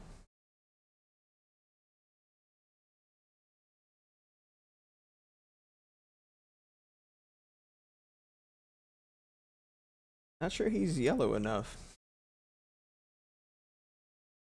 I think maybe this color of green, not quite green enough. Or like, or rather, it's too yellowy of a green, so it makes the rest of him look less yellow in comparison. So I'm gonna try a slightly bluer green that I have in my disposal, because the whole color palette's a little bit, you know, impressionistic anyway. I'll try that. I think that does sell it a little bit better. Yeah, it was conflicting with the that very, very vibrant dark forest green, very saturated. This is a little bit more blue in it, so it makes the less blue yellow, the less yellow look more yellow. If that makes any sense, even if it doesn't. Sorry. All right, I am going to, now that I've finished his little jacket, I will be right back. Okay. Leave this window open, por favor. I'll be back ASAP. Okay, folks. BRB screen. All right, see you real soon.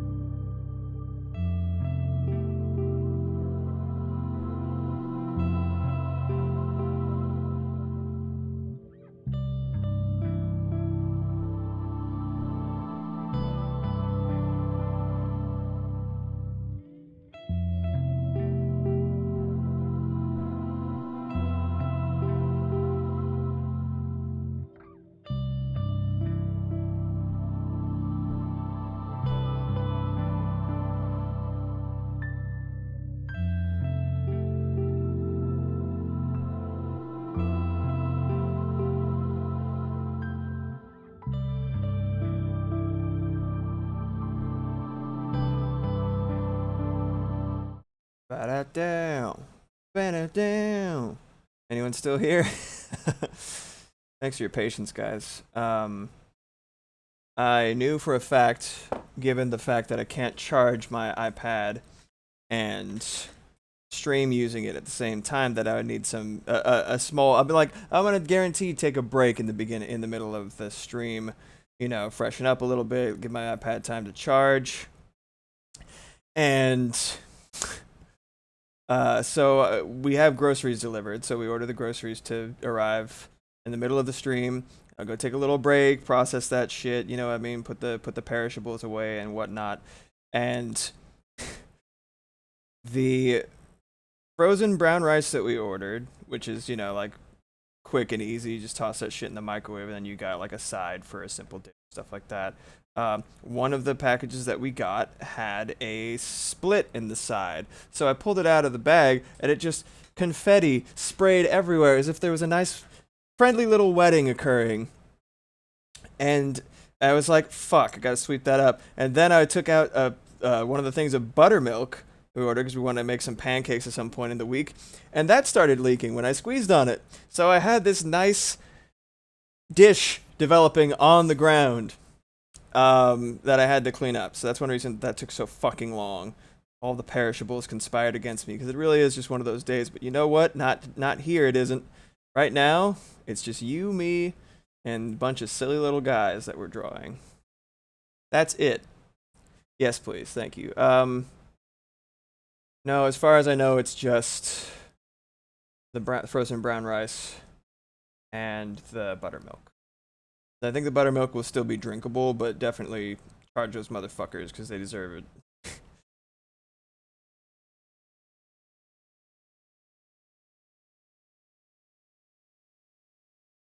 I think I will. Oh, let's get the music back on. I think that is the only other things that are fucked up. Thanks, babe.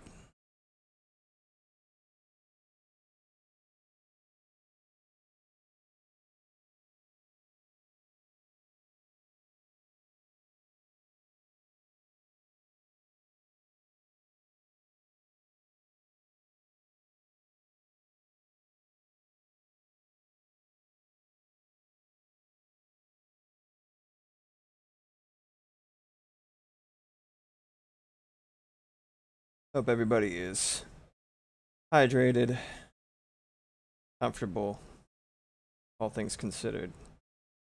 Generally okay. Happy to have you here. I definitely appreciate the company right about now.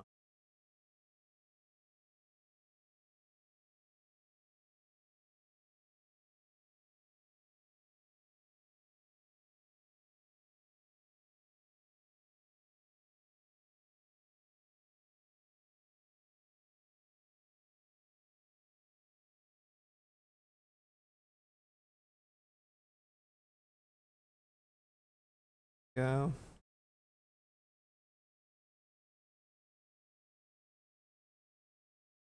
Really interesting when you're like coming at when you're watching a show with the perspective of like character design. There's almost always one anatomical feature that is absent from a cartoon character's design. Like I remember I was watching Bob's Burgers, and it took me about 40 episodes to finally realize that nobody has teeth. Not a single person has teeth in unless they are absolutely necessary, and even then probably they did something else. But if you watch their mouths while they're talking, not a single one of them has teeth. Isn't that fucking weird?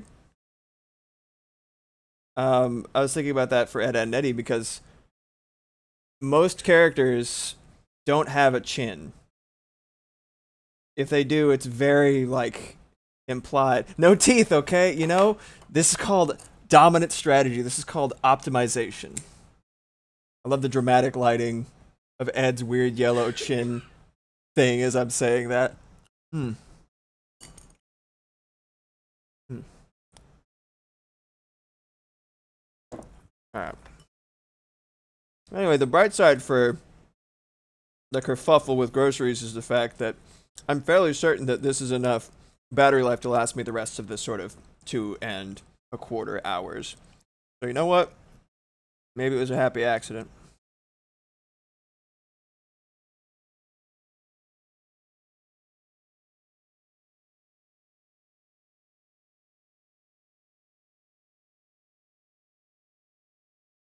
Donut noise ASMR.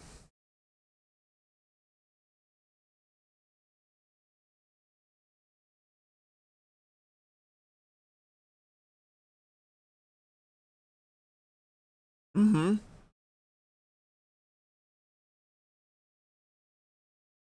It's either like something's actively missing from a thing, or like you can tell it's not the author's strong suit. Like I love JoJo's Bizarre Adventure, but if you when you start looking at the way Hirohiko Araki draws ears, or rather like can't draw ears or chooses not to, it's like, whoa, really? Right. Like for Bob's Burgers, like it's already kind of a silly, idiosyncratic show. So like I don't think it's to its detriment. It's just something I couldn't help but notice. Right.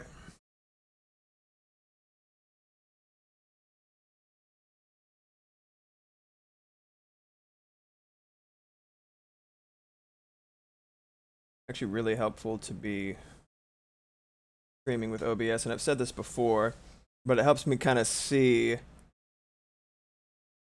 get a different perspective on the drawing that I'm working on, you know? As I look and I'm like, I can kind of zoom out without even needing to zoom out. I'm like, ah, interesting. And see what needs a little oomph, little zhuzh.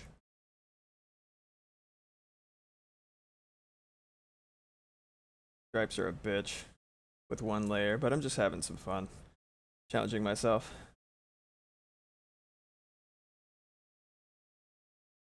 Gotta kind of corner them.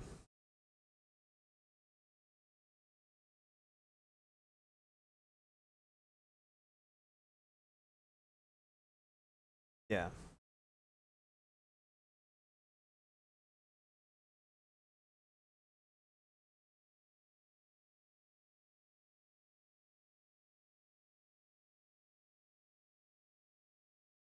This is kind of a psychotic way for me to be doing this, but like, whatever. I got time. Oh, JT, I don't know if you mentioned little guy that you'd like me to draw. Sure, you're full of suggestions for funny little guys that you'd like to see me do in my own style. We're just drawing. So far, we've got a couple characters from different video games, like Katamari Damacy. I'm currently doing Ed, Ed, and Eddie. Ed from that. If you're still there, that is JT. No worries if not. Maybe see you in the VOD.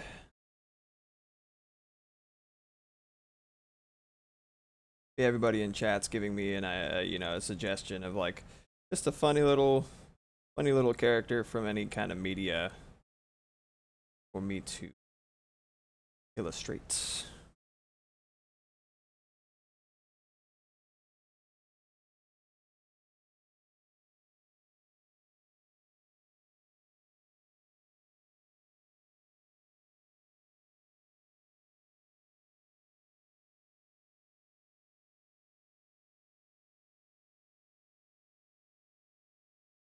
Ah, yes, let me get my reference back out.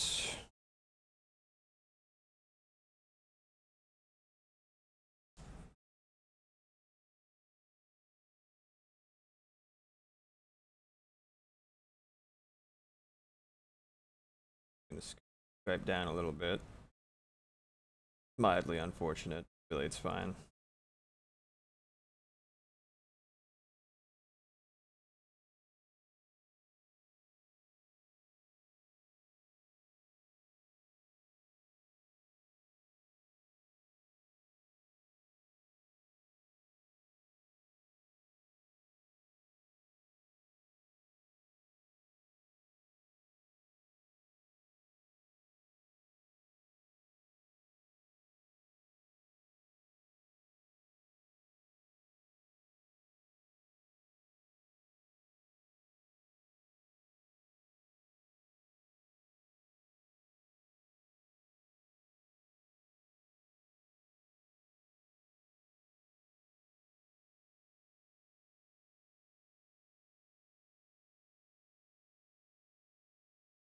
Have it down. Ooh, okay, it's fine. Measure twice, cut once, eh?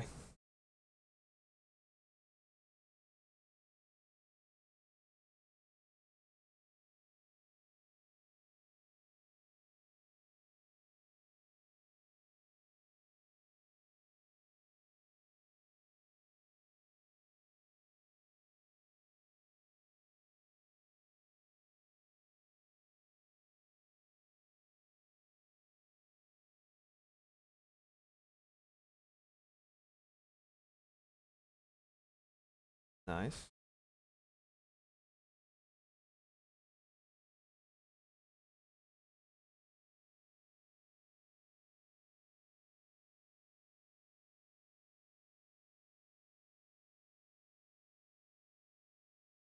Okay.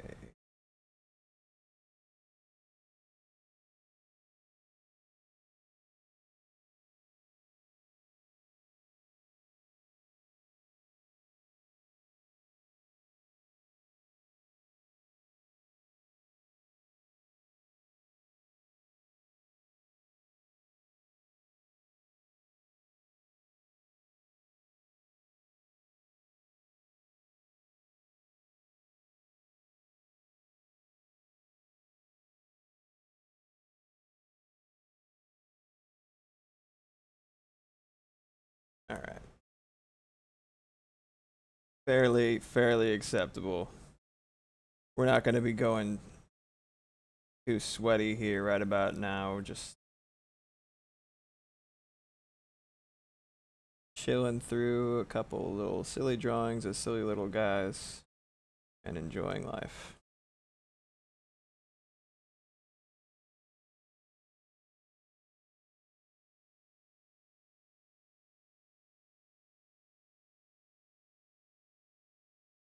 All right.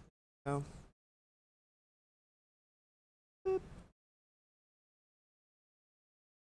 little pants. Gotta give this man some little pants.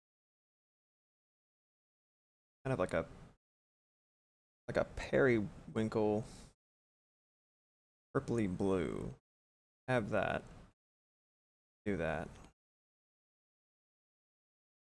That's pretty good. Within the palette, I think it's dead on.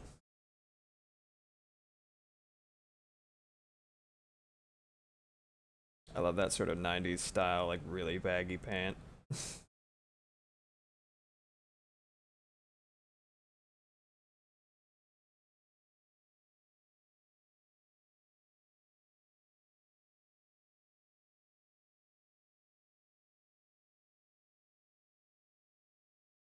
You can kind of start to tell who it is a little bit.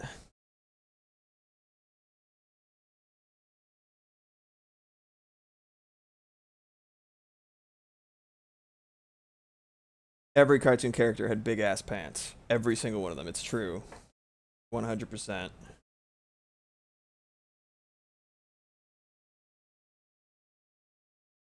So this is as dark as I'm gonna go for the UFO Jinkos. Yeah.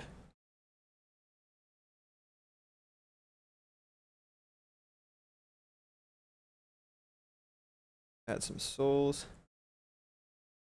I'm fairly certain his shoes are the same color as his strange little body. Right. Did you have feet? Did you hover? It is a mystery. Beep, beep.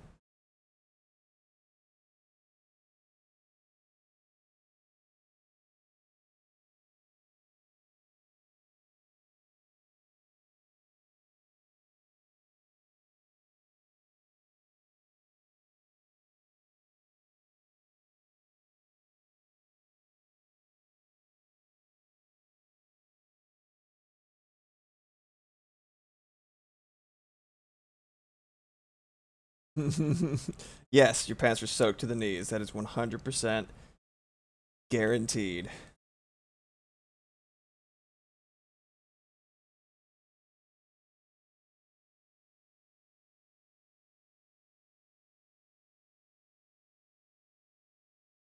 Add the little perimeter here.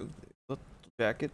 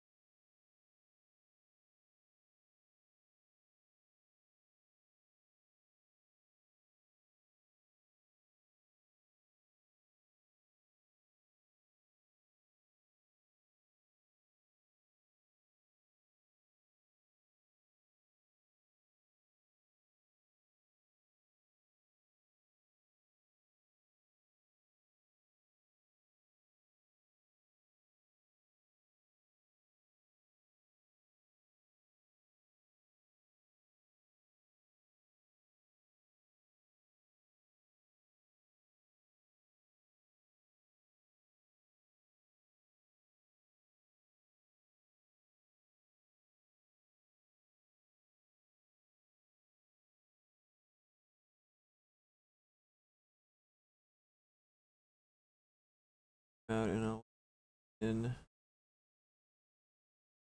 to get a better perspective on what hits at different.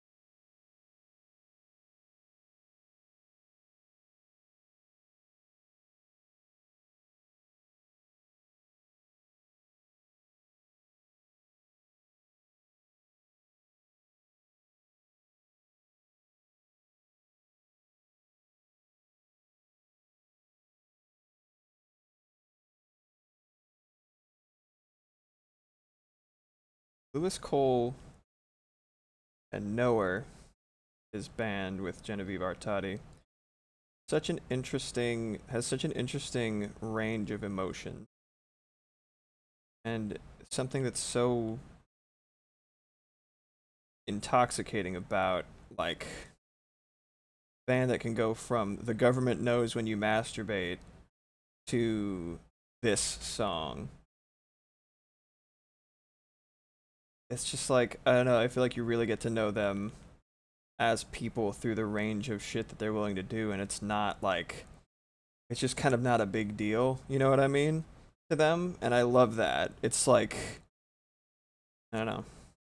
I sent there's a huge I mentioned it before, where it's like there's kind of like a tendency that's pushed to intensely moderate or augment yourself for other people's perception or consumption.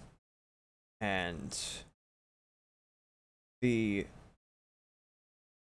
bold-faced direct defiance of that tendency in something that is so undeniably like real and authentic as Knower or Lewis Cole, like something about that, like it really gives me hope as an artist, as a person. Like it's like you can let your hair down sometimes. You can the more real you are, the better you can, like the higher you can climb, right? And in fact, don't even fucking worry about climbing sometimes. Just fucking be authentically you.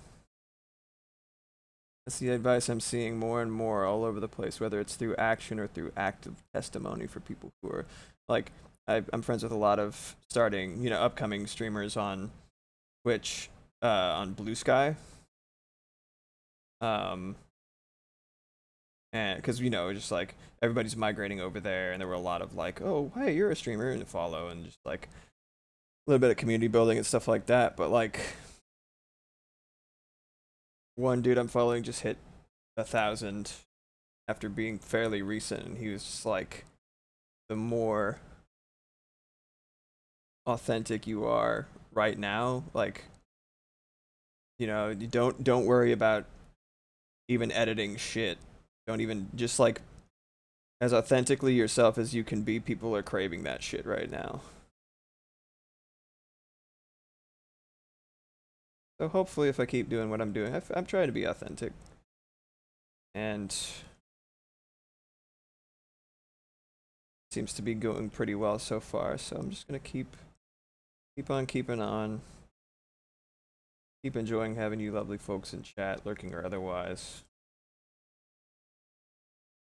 And we'll see. Maybe this goes somewhere. Whether it does or not, I'm enjoying the ride, enjoying the experience.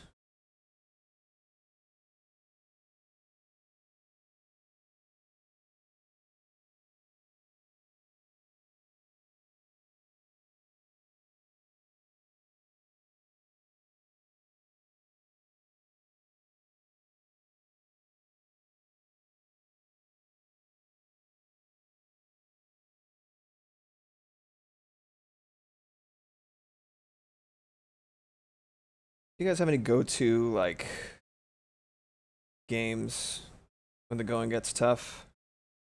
Anything that's like the big guns is a particular setup of like game and media, or just game even. Because for me, a lot of the time, it's either YouTube some kind of what any kind of video on YouTube and Game Grumps playing in the background at the same time. Or yeah, YouTube, Game Grumps, and I'm playing Smash Bros online. That's like when I'm like, I want to check out from this planet and just go somewhere else for a little bit and just basically kill time as efficiently and cruelly as possible.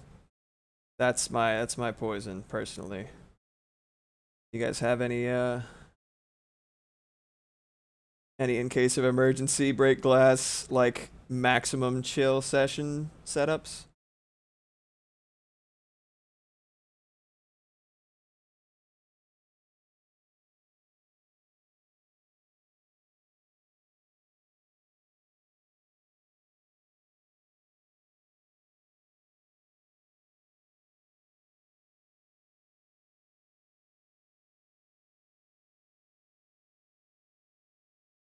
Drawing Ed makes me kind of think about some of the similarities between Ed and Eddie's art style and Hey Arnold's art style, which I think I was a little bit too young to appreciate Hey Arnold for what it was. But looking at it in retrospect, the soundtrack alone is fucking jaw dropping. Actual factual New York jazz. Like, it's so good. If you're into that. I am.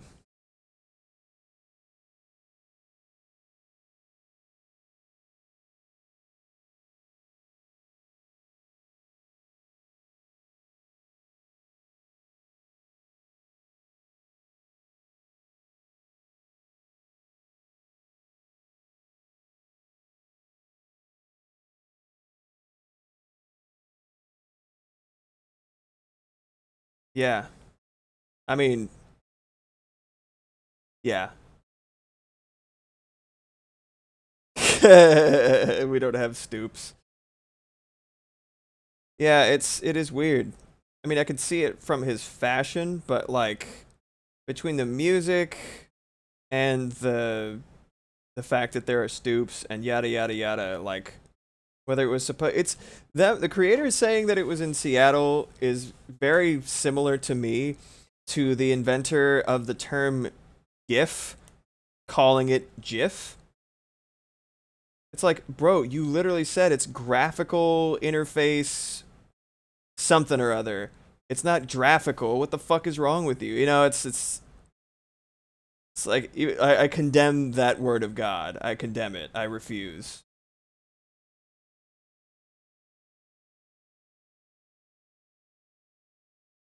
Right.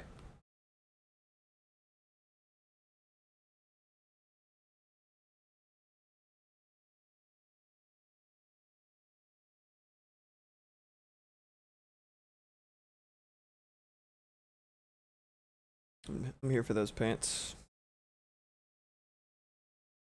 Yeah, exactly. Graphics. Oh, check out these graphics. Holy shit.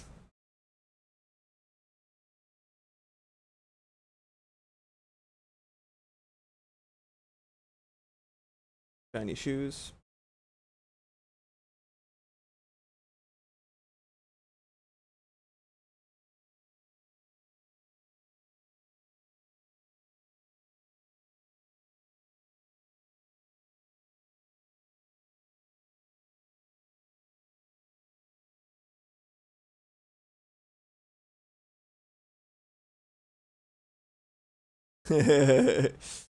Some Cockney street urchins up in here.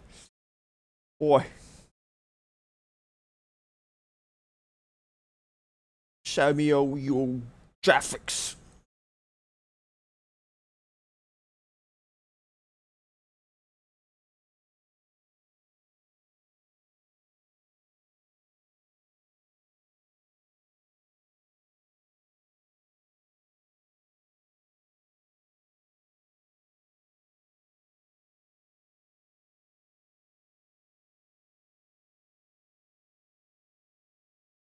Coming together. Maybe add a couple of buttons to the jacket because I don't have any. Or is it a shirt? Who knows?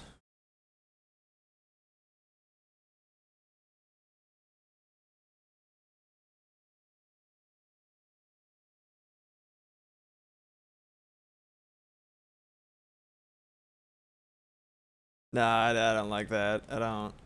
Not here for the buttons. It's cool. Nothing wrong with that. Just leaving it the way it is.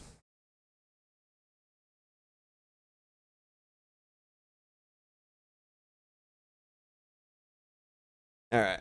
Let's get his little face done and then move on to the next little guy.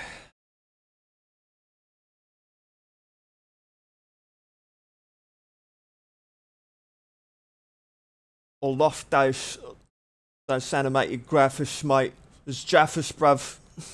Hey, look at that. Oi, you got some animated graphics over there. Or lot, get me some of them. Core. Core blimey. I love Core blimey. That shit's fucking legendary.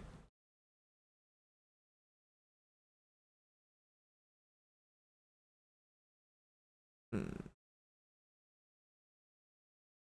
Maybe I'll do gray for that. Start with his little funny hairs.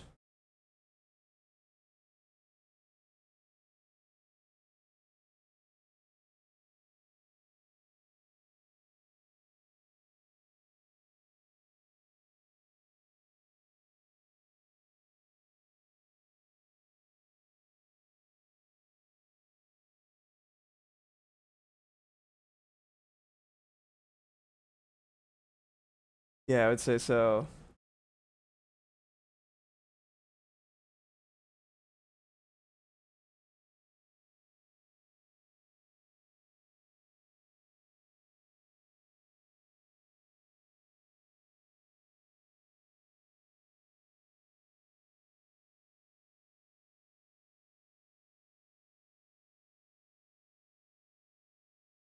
Where it all comes together. Theoretically.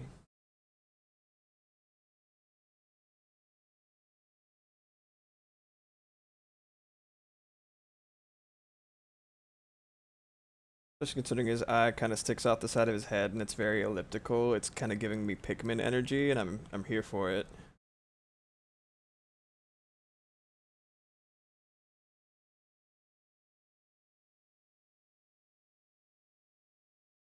Try that color. Nah, the rest of his. I think the yellow, the sort of grayish yellow that I chose demands that this be like that kind of grayish.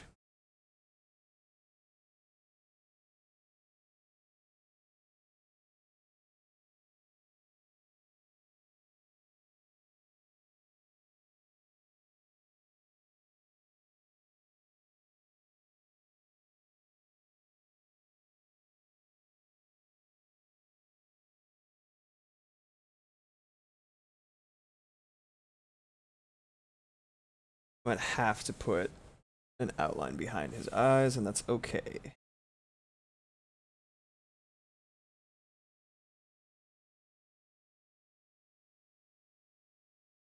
Almost positive I'm gonna have to do that for his mouth, so I might as well do it for his eyes too.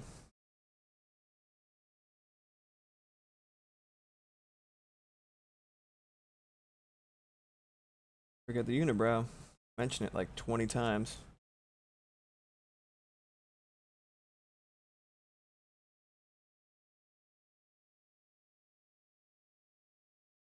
I love chickens, Eddie. Outline.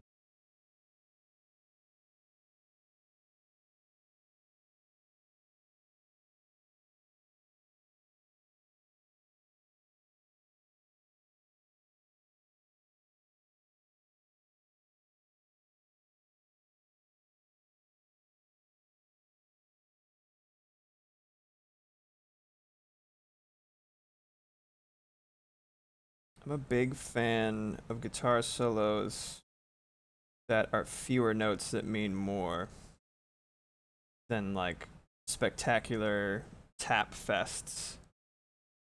I don't know about y'all.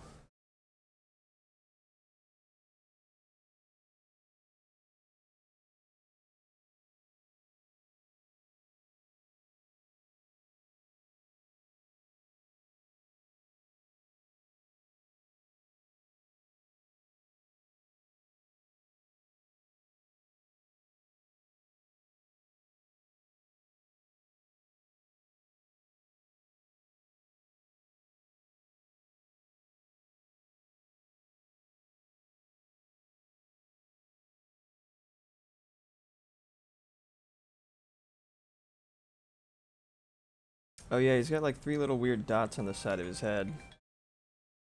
I remember. Let me just extend his little noggin a smidge.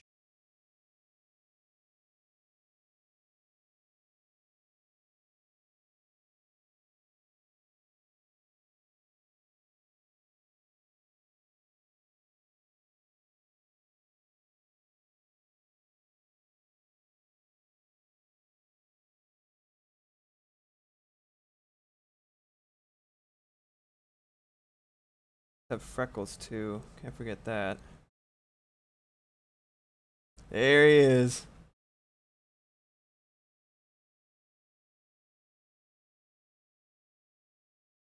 Pronounce his cheek a little bit more. He does seem to have one.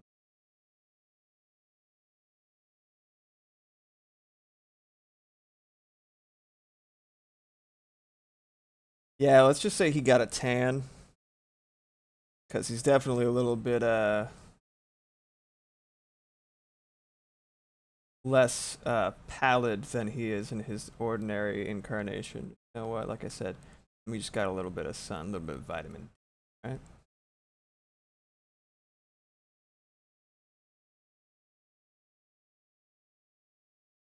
Add the little freckles.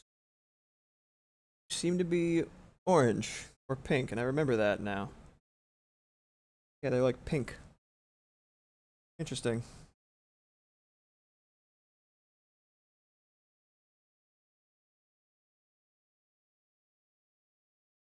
It's like a light pink. That looks weird. I'm gonna have to match it to sort of same area in the color palette that the rest of this is. Dark.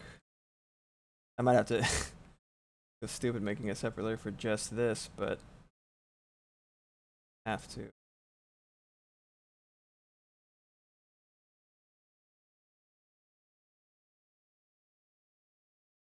And just make a separate layer and then try a couple of different things.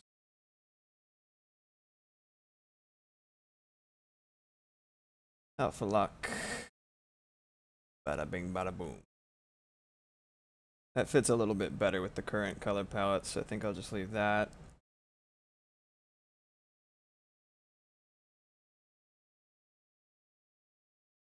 The darker areas. That clash is pretty hard. Feel up the fuck set. Maybe I'll just make it orange instead.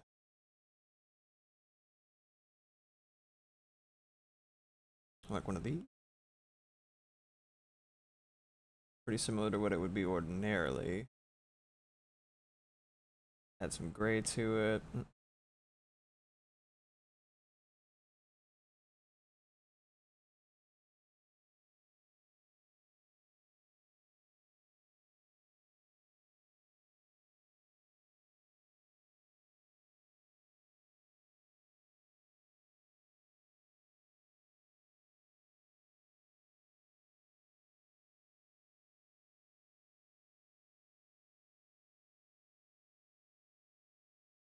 Yeah, that'll work. That'll work. This one.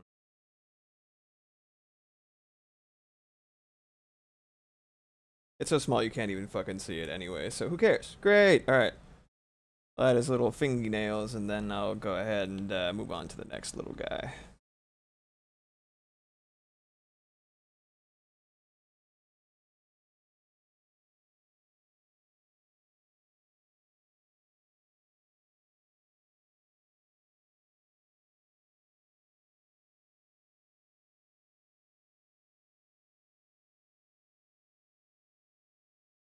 Finally caught it right as it happened, as opposed to what usually happens.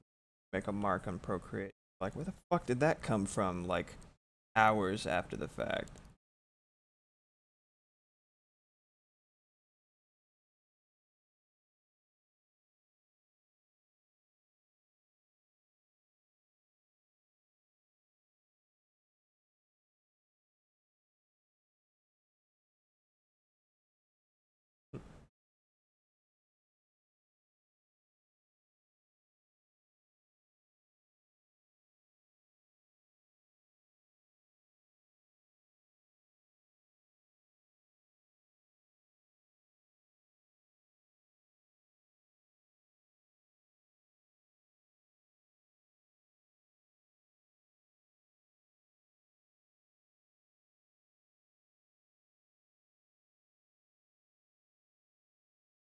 Yeah, that I think that'll work okay.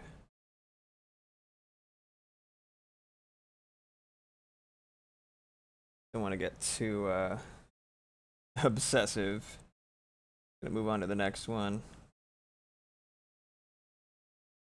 That's a tall boy. He takes up a lot of space. So we'll scooch him over a little bit. I might shrink him.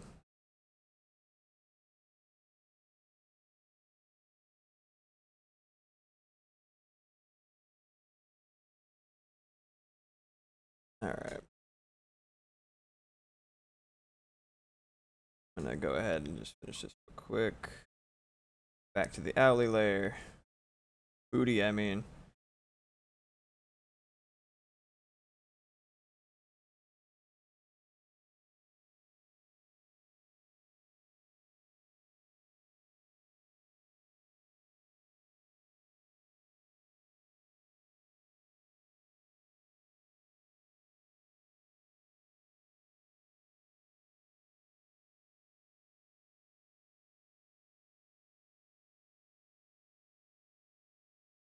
All right, who's next on the list?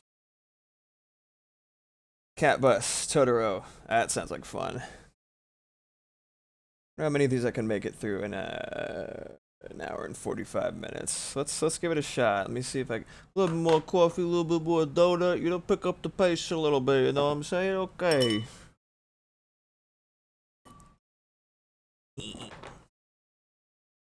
Whew.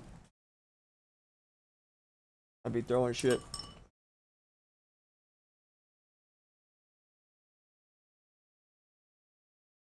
All right.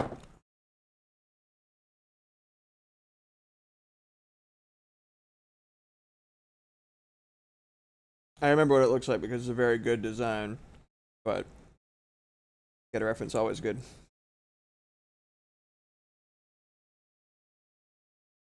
I'm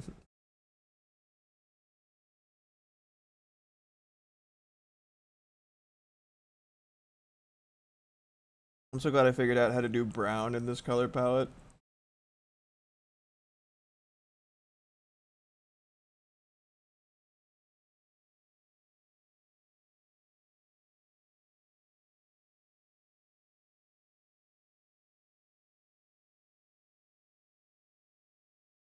Kind of like a peachy peach.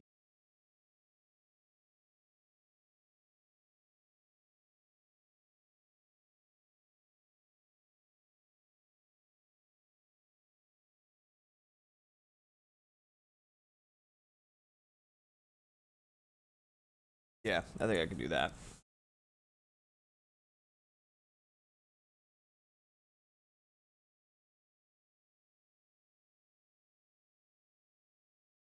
Minimize that fella. Get the baseline. Yeah, I think this will work just fine.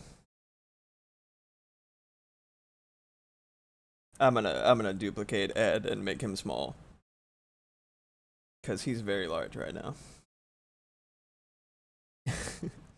See you later, Ed. Ah.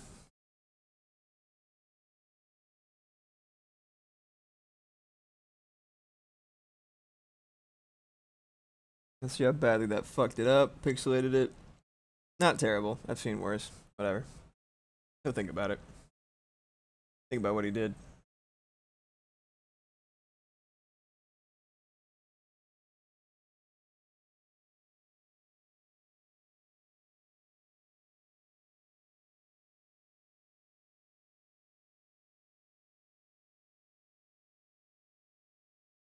Get the general shape of my boy here.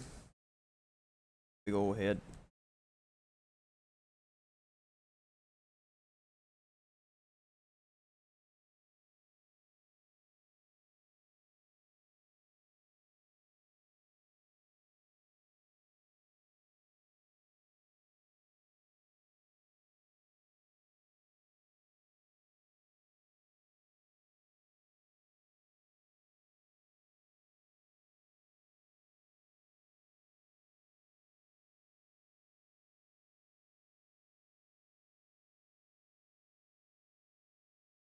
Owning a cat makes the drawing of this fella so much funnier to me. Think about all the silly stuff my cat ends up like silly business that she ends up getting up to.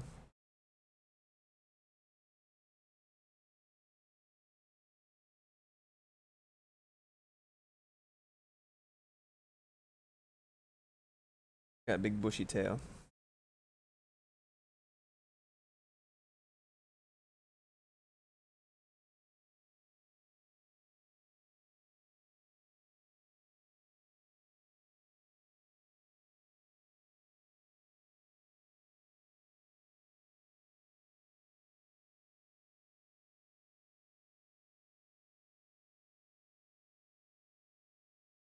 Is the cat buzz based on an actual myth, or is it something that Ghibli made, like Hayao Miyazaki-san made?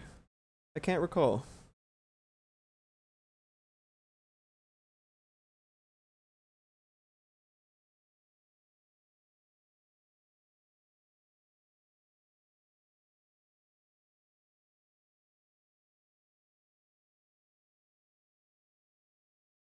A little bit too tall there.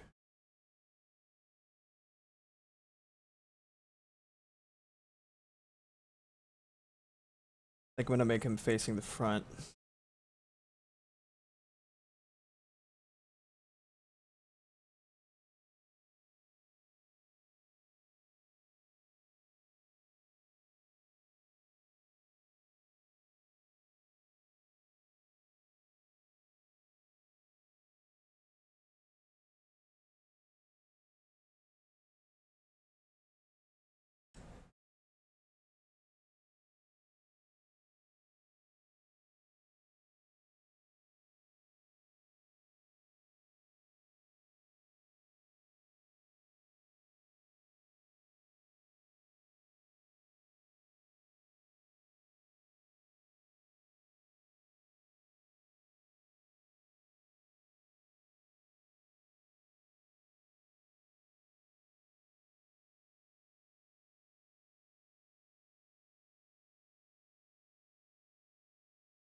I have to probably do 3 layers at least.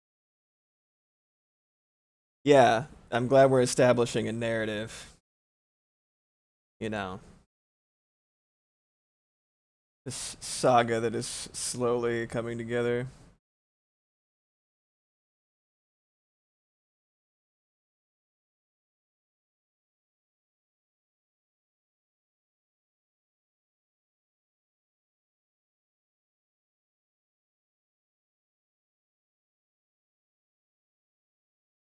It's definitely allegorical for Alice in Wonderland.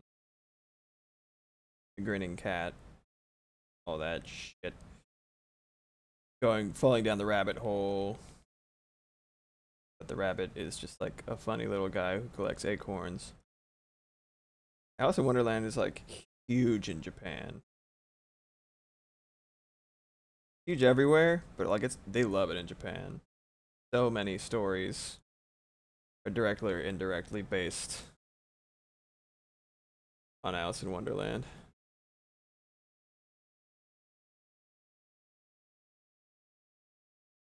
Who's the dude who did that again? Didn't he end up being a problematic fucker? Or am I thinking of some?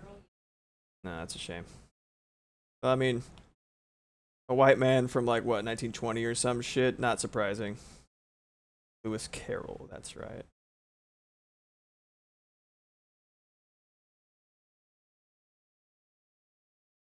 I'm gonna exaggerate this a little bit because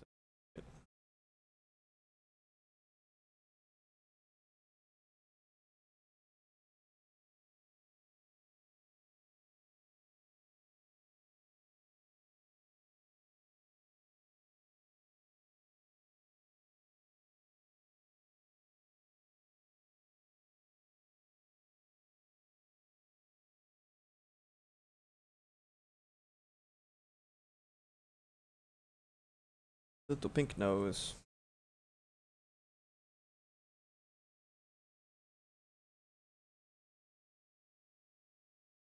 I think I'm gonna have some fun with this palette, buttercream, for the lighter parts of this. I've been wanting to test it out on other shit. Oh my god, my neighbor Jotaro. Holy shit. Has that been done already? Has that been drawn yet? Because I think I might have to. Oh god, what have you done? Thank you. That's fucking hilarious, Kenj. Pink note. Funny as hell.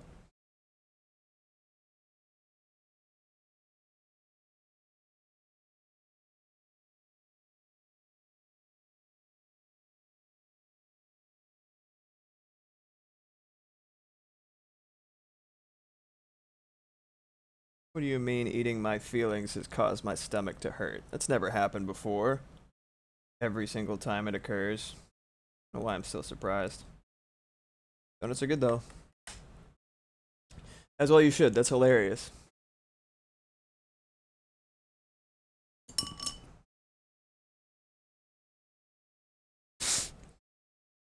Like when she falls down the rabbit hole, she lands on an arrowhead, and then the cursed arrowhead, and then she can summon Totoro, and he just like punches plants to make him grow.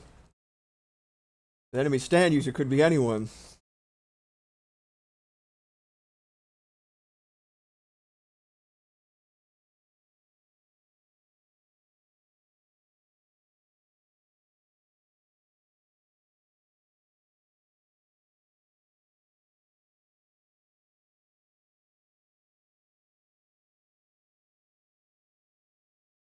Maybe I'll do like bottom lighting for this.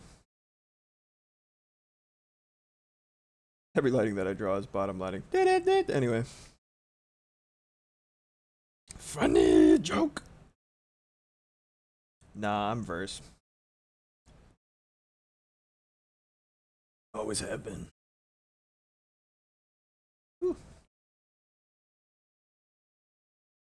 Oh my god, yes. Full Phantom. Oh man, that's great. Stardust Crusader energy, I mean.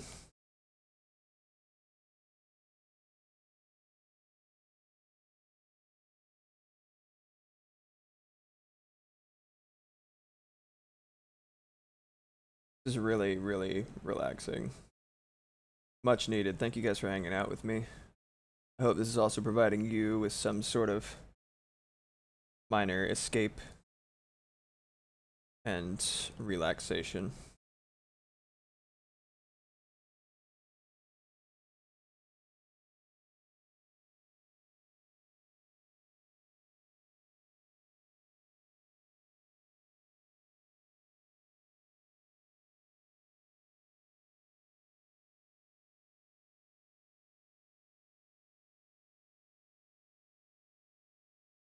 By this lighting instead.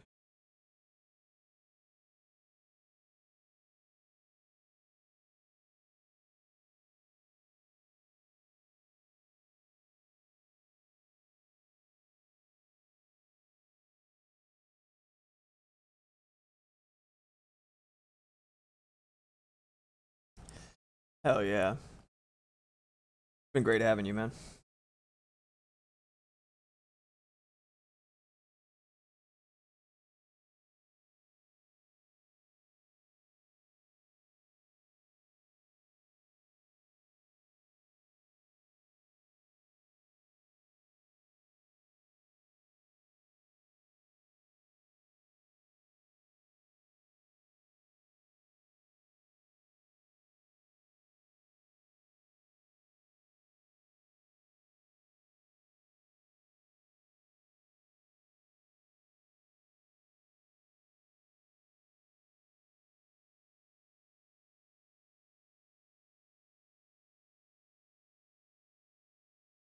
Anybody who's trying to figure out how to do digital art or painting or coloring or anything like that better, really try to dial into lighting and the way that light behaves, the way that light affects shit. Look up courses on stage lighting, film lighting, stuff like that. Learn the rules and then break them. I need to do more direct study, but for a lot of the like studying light and shadow God, it's so much fucking fun once you feel like you're even starting to get the hang of it. It's like, oh my god, this is amazing. I'm looking forward to it every single time I'm about to color something because I want to see what I can do to play with light and shadow because it's so fucking fun, so rewarding. But it took a lot of frustrating attempts before I got here, and I'm by no means even close to an expert. I just like when you can start having fun with it, god, it's amazing. Yeah, it's just a delight. Happy cat. Look at this baby boy.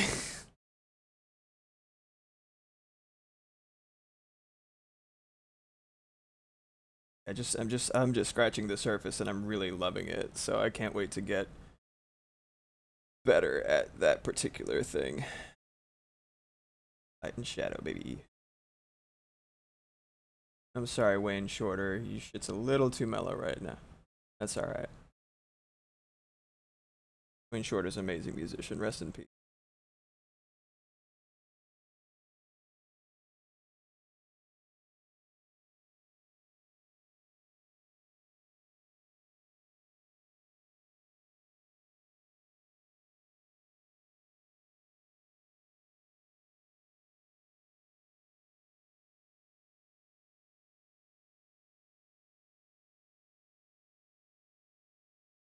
Looking alright. Just a little guy.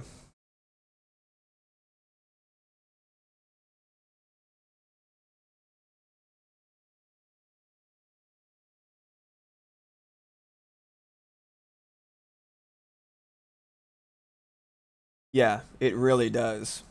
Yeah, and that's one reason I really like pixel art, and a lot of, as you can see, a lot of my own art and the color palettes and everything like that, everything behaves very similarly to pixel art. And I think it's just because of how much time I spent playing games on the, Super Nintendo, Game Boy Advance. I think Game Boy Advance might be my favorite era aesthetically. Just thinking about like Mega Man Zero, fucking Astro Boy, the Castlevania Advance games. Like it's just such a good era. The handhelds DS and Game Boy Advance are so beautiful. Like it's just such a great era. But yeah, I like a lot of the color choices that I make, the way that I set up the palettes, make it so that you don't need opacity at all, right? Like you don't need translucency. So a lot of the shading that I get is from just going from color to color, separate layers. Thank you. Yeah, GBA. Oh, so good. Oh, it's so good. Go.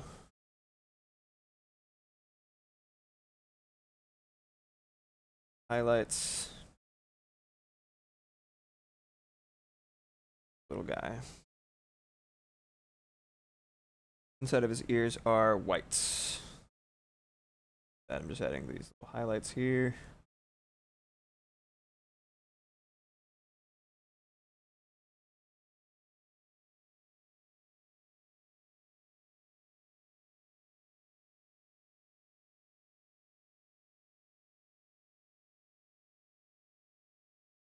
Song always like makes you want to go to sleep. And if that type of relaxation that you need right now, welcome to have a nice, lovely, tranquil nap. I make art. Tonight I'm gonna see about looping my intro and BRB screen without any text and just making it a sleep aid slash relaxation aid because I feel like if it works as well for me as it does, it might actually be really beneficial for a lot of people, especially right about now. No reason in particular at all. Hypothetically, if a lot of people needed to relax really, really hard, I think maybe that'd be a nice thing. Oh no! The fucking star fruit plant died for no reason? No, lightning! Stardew, why? Why must you be like this?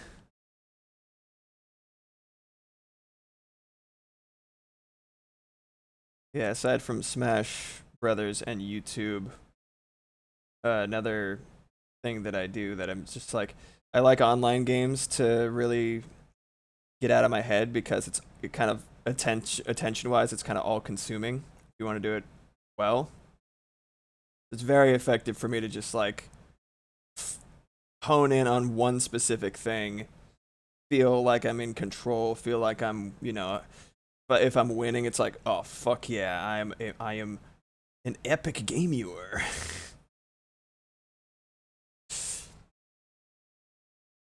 Dude, oh man. I know so many people, including my lovely wife, Oxymoth, who are just ecstatic for the update, and it's nice. It's nice to see something that people are happy about. It's great. Oopsie doodle.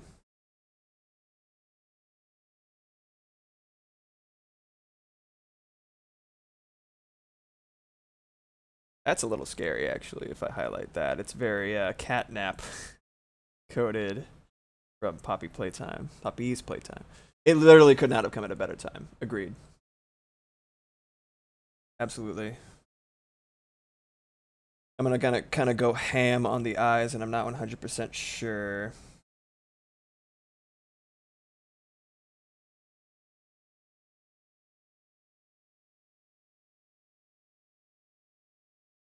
I really like naming palettes. I think it's super helpful. Yeah, I know, right? No, not catnap.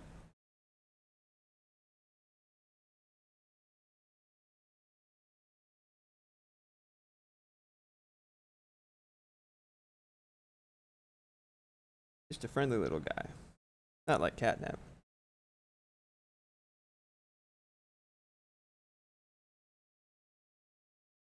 When I add his little eyebrows, it'll look a lot friendlier and less menacing.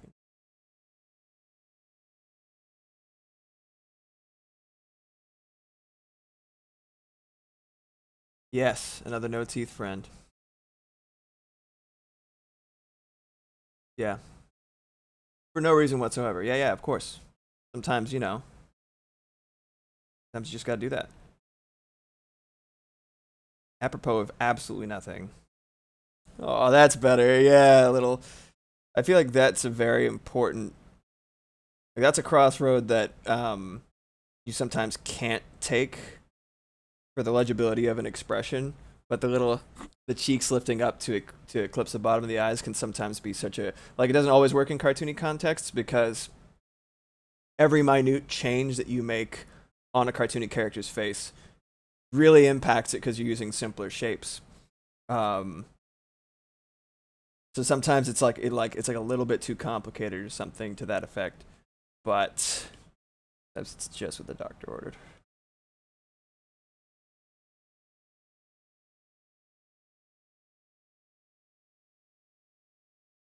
Yeah, no pupil yet. Kind of scary. It's fine. Yeah, Smiling Pal's all missing teeth. It's kind of interesting the direction that they took for the Smiling Pals because the other toys that they made, so with some exceptions, all I feel are very appropriate for the time period that they're demonstrating. But the Smiling Pals, I feel like I'll do this instead. Smiling Pals, I feel like don't really hit the same spot because the black eyes, like basically, like even in the sort of fictional commercial that they made for them, it was still very clearly scary. Like the whole point with the other toys and stuff from the early chapter, the first chapter is like they're designed to be toys, they're designed to not be scary, and then they got fucked up, and I believed it. You know what I mean? What's Maeve doing? Just jump amongst the foot. Man. But yeah, I don't feel like they could have ever been anything but scary on purpose. And that is a different approach, but is very noticeable for me, and it's a little bit dissonant with what they established with the first sort of era of toys. I feel like if they had made the commercial, if they had, like, you would never, I could be wrong. I feel like you would never see the black sclera, white pupil on a non purposefully scary design. The closest thing I could think of from that era is like Gloop and Gleep from the fucking, what are they even called? That barbarian show. There was like a rhino beetle thing. I don't remember what it was called. You probably know what it's called. But Gloop and Gleep. I went, oh! Nowadays it's a pretty common Pokemon trait. Yeah, but it's clearly like meant to be like the shine as opposed to like white pupils. Herculoids, thank you. I knew you would know. It's like, come on, 80s kids. Rise up, let me know. Yeah, the Herculoids.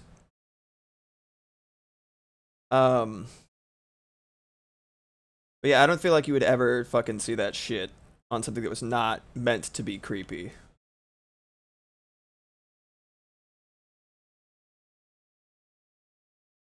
And so that conceptually kind of took me out of it.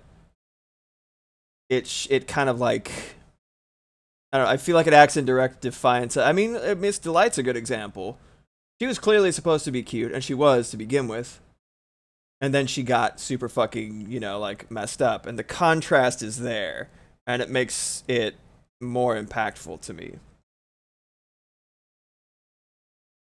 Anyway, just a thought.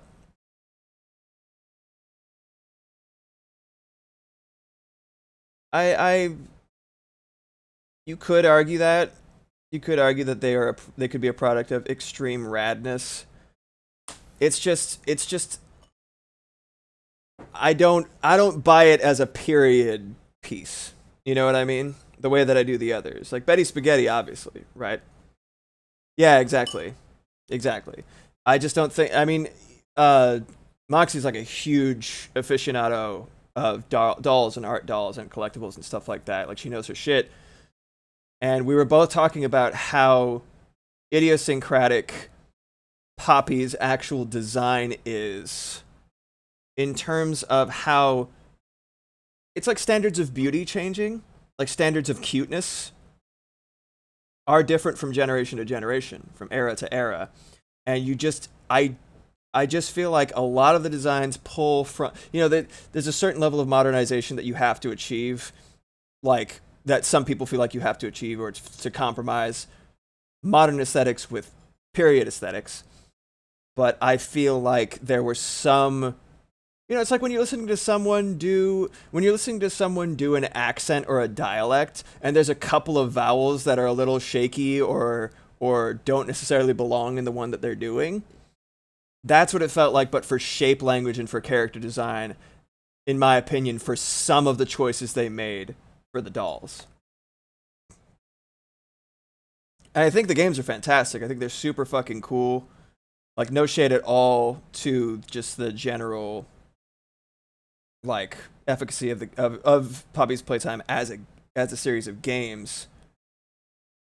Just nitpicking because I fucking love character design, and I think that's just my 2 cents on it.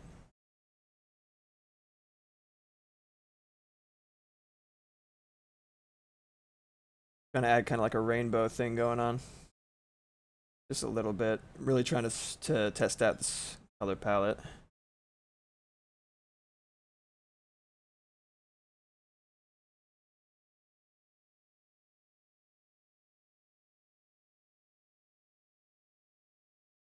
Green's a little too much.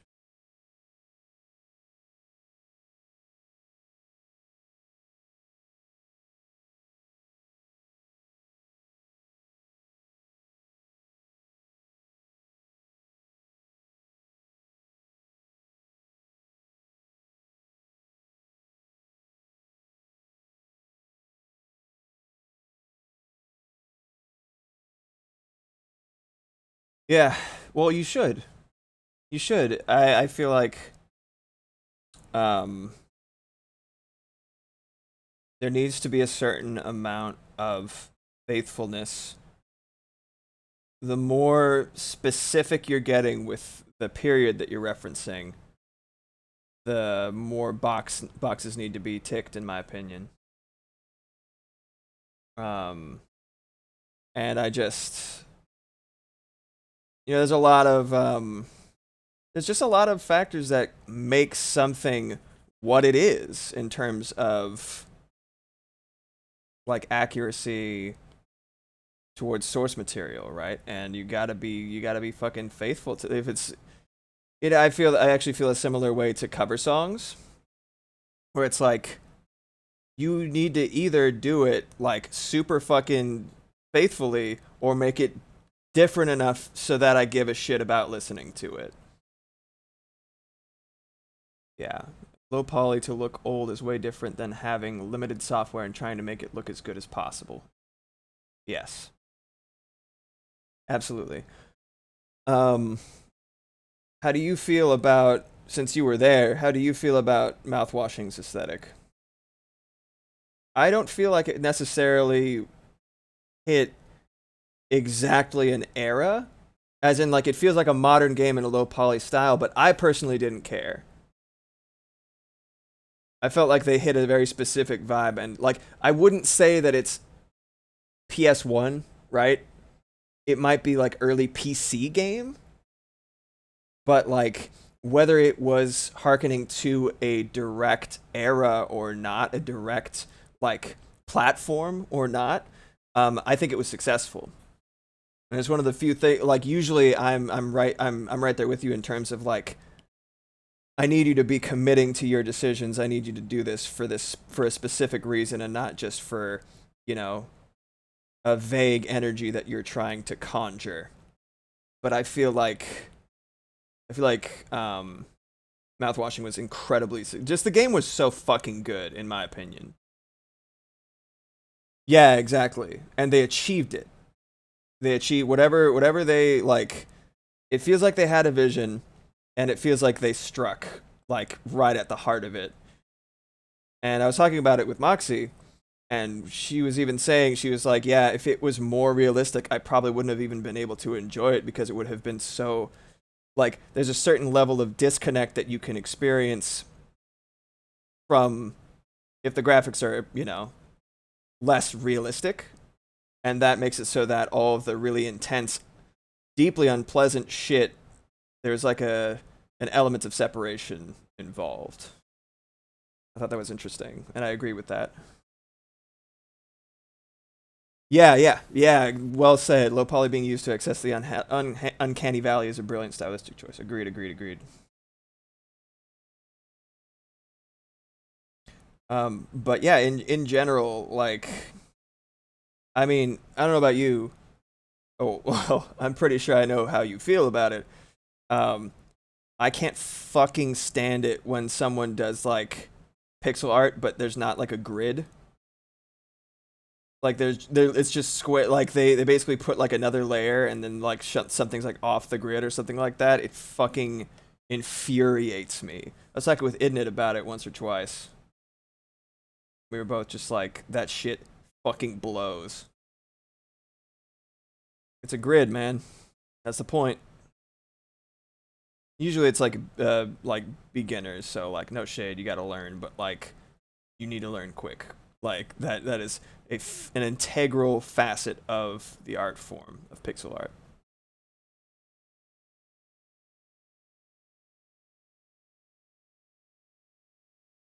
Give him some pupils so he looks a little less terrifying.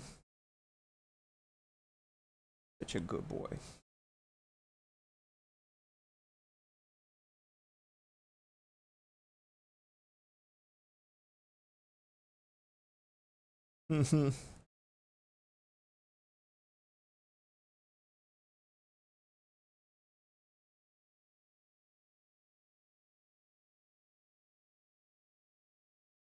Scoot him out a little bit so I can.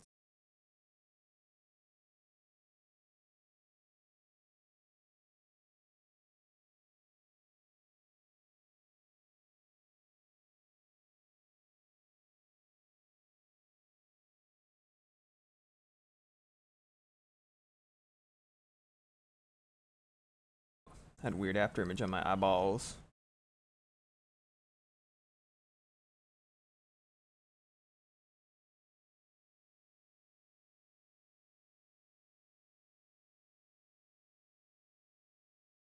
Whoops. No alpha lock. I undid before the alpha lock occurred.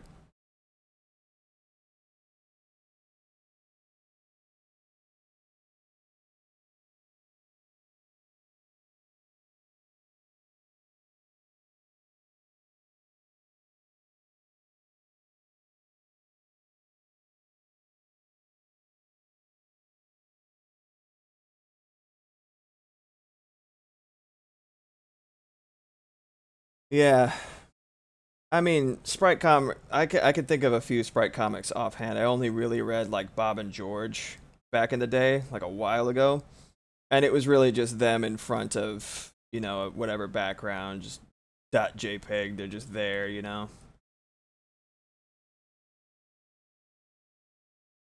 I think it might I'm having some fun with colors and stuff like that, but I honestly think it might just be more effective for me to make the eyes flat. They always are. It conveys the illusion of light a little bit harder. Not that color, you very bright sir.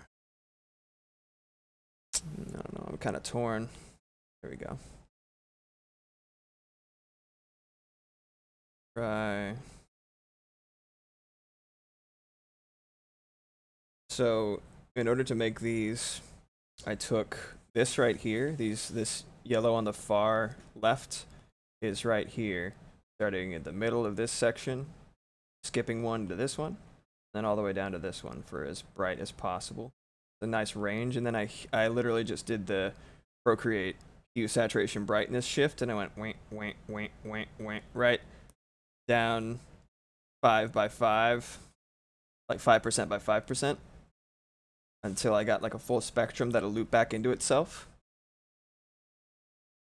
So it's a nice way to sort of, the idea is to be able to use it for animation or for like smooth transitions from the brightest brights to different colors within that same exact sweet spot that I have for that. So it's kind of cut from the same cloth while still having more range, as opposed to like the rest of the palette, which is objectively kind of rigid and born directly from like this single dark blue, just increased by the red by a certain amount, increase the green after that, and things changing color as they get brighter, so on and so forth. This kind of breaks that, but I think in a way that is acceptable to my love for sequences.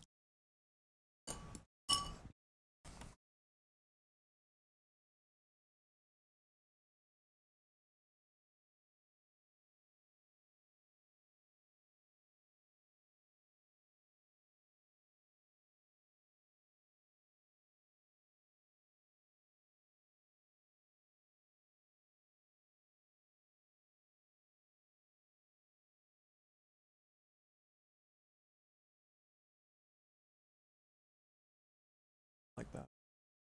Has to be from this.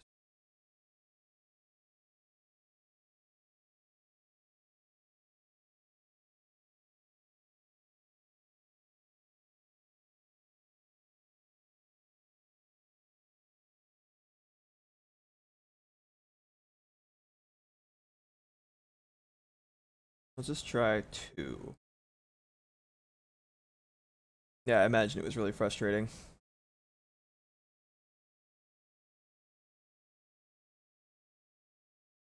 Let's leave it flat.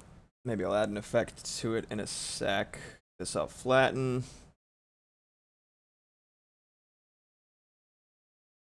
Alright.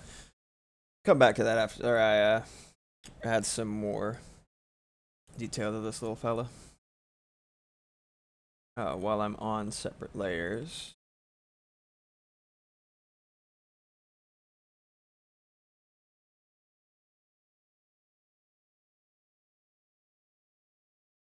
Make a little bit more orange. Orange.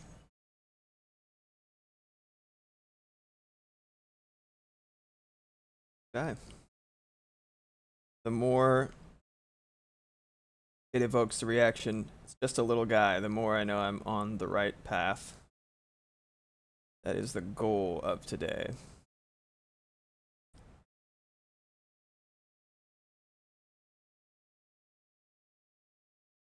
Whiskers. Let's get the brown going. But first, I'm going to make the inside of his ears that sort of light gray.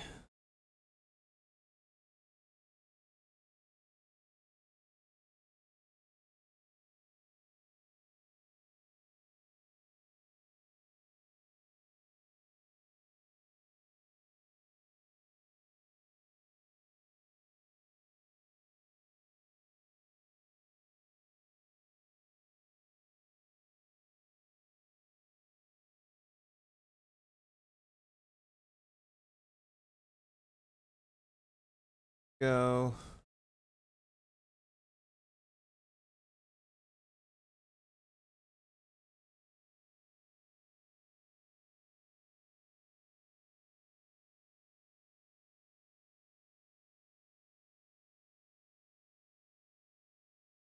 You guys watch Tom and Jerry at all? I watched the shit out of Tom and Jerry as a kid. It's probably why I'm so violent. Haha. Anyway, um, I really liked Tom and Jerry. I think the Fred Quimby era was phenomenal. My favorite era. It's like the same one that had the ice skating episode where they like turned the refrigerator. You know, they like fucked up a mechanism of the refrigerator. Like they put the cooling unit into the water that had flooded the entire room, and they were skating around on it. Um, yeah. Um, Chuck Jones. I love Chuck Jones. I think the Dover Boys was like one of the funniest cartoons like of that era, which is a high bar. It was so ahead of its time comedically. It's like pretty much modern comedy in terms of like silly shit, like modern absurdism. On the hand, her Dan backslide, he repeats like 5 times. Like, God, it's good. Um, but I don't think he did as well at Tom and Jerry personally in comparison to like Fred Quimby's. Like, actually, I say Fred Quimby. I only remember his name from the credits. I don't know what his responsibility was over that era. He might have literally just been a producer. I I don't know. I'm gonna have to look it up. But the one that said Fred Quimby in the beginning, that's all I know.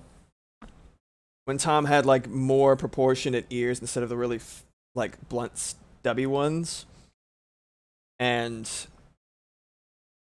that shit was just so fucking good. The Gene Deitch era was appallingly bad. I don't know, when you look it up on like Max or whatever, that they act as if that's the first, like it's one of the earlier ones, and I'm like, if that's the case, it was a rough start because it's not good. Sound design is appallingly bad. Um, Jokes are confusing and kind of like don't exactly hit, but it would make sense if it received a glow up. Timing wise, I could feasibly imagine the Gene Deitch ones being from the 60s and the Fred Quimby produced ones being from the 70s, which would make more sense. I don't know. All I know is that, yeah, that's like the one true era of Tom and Jerry for me. Really, really strong. But when I'm drawing cat ears that are like a specific proportion, they're not bigger than a certain point. I think about like the sort of snubby, that era of Tom, just before they really hit their stride. I'm like, ah, man, tiny little ears.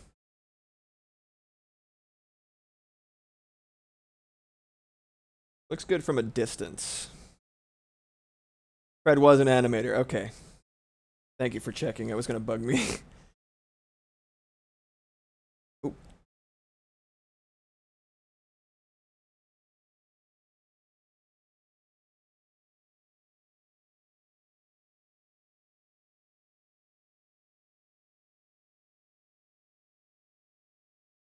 Shading's a little bit too intense.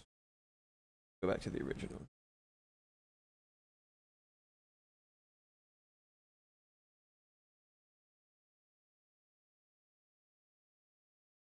It's such a fun design.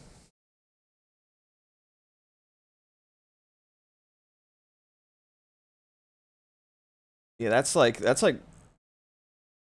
where all of like the most iconic sound design came from, that era of Tom and Jerry. Um in my opinion, the writing was its strongest.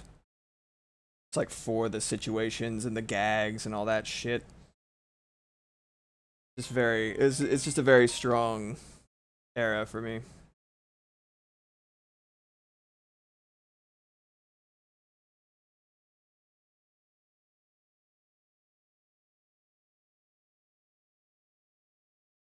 Yeah, the little stripe shenanigans I was doing with Ed, those would fly with that design, but this is a little bit too complicated for me to implement the hubris I was trying. Here's what I'm gonna do. Turn that opacity for that. Then I'll be able to just erase it. Oh, I might have actually. Ooh, hold on. Clipping mask.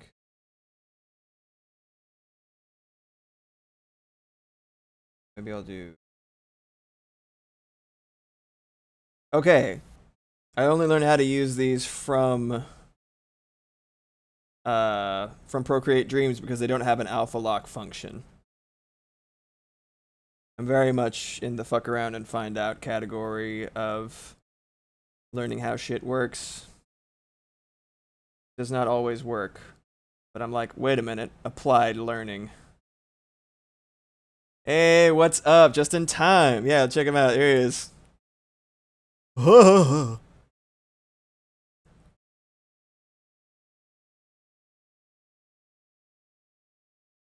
had the thought to maybe diverge a little bit from like Identity's style, but like it just wouldn't have been the same to me. Oh, right, of course. Oh my god, I'm so stupid. Go. Okay, cool. Certain, it's kind of transparent right now.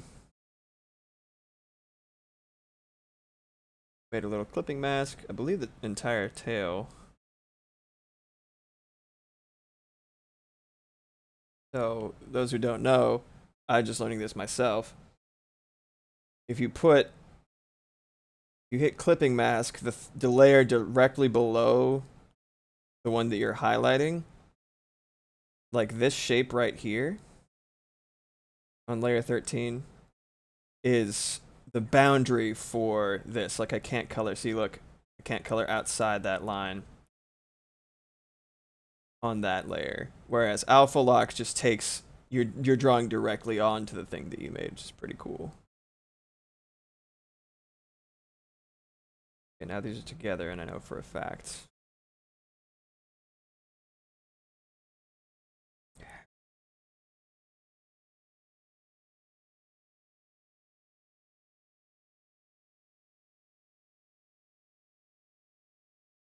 Good, now I don't have to worry about going to over the boundary. Makes so that I don't have to spend like a while erasing later, which is great.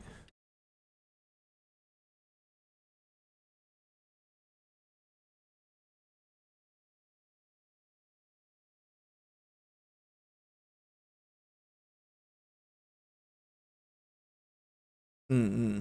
Yeah, this is the first time I've actually like really used such a function. Usually I just use alpha lock and then I call it a day. But yeah, like I said, it was actually Armored Core that got me into using masks like that. Because that's a function of the emblem editor, as Animort in chat knows very well.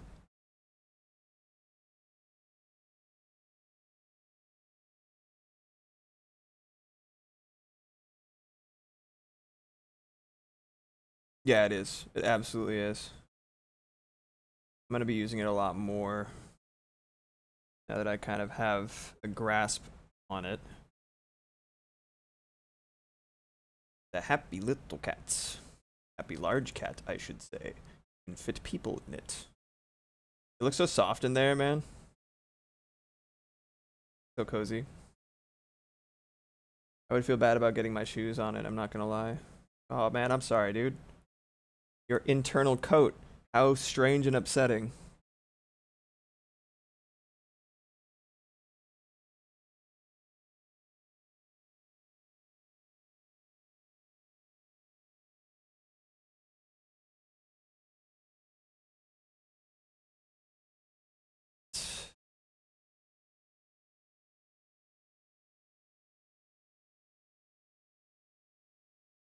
Looking pretty good. Pretty good. I think I'm gonna carry this down. Not sure that's 100% accurate to the original design, but I think it works.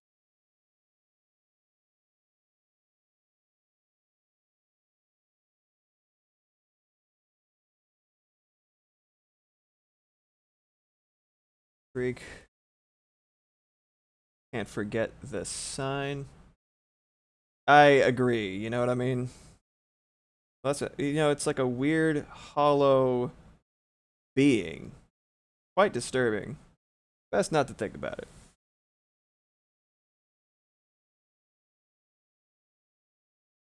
Okay.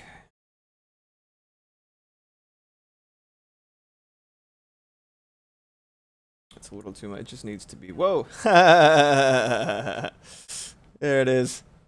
Perfect. Looks like Sam and Max now. Alright, we're back. Yeah, I think I'll just leave it that kind of flat. Looks nicer.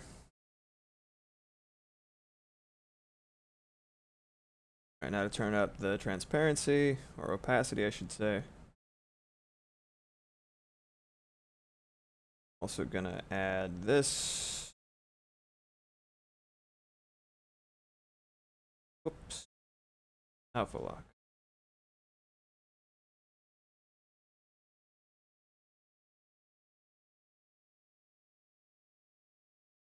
Little rim.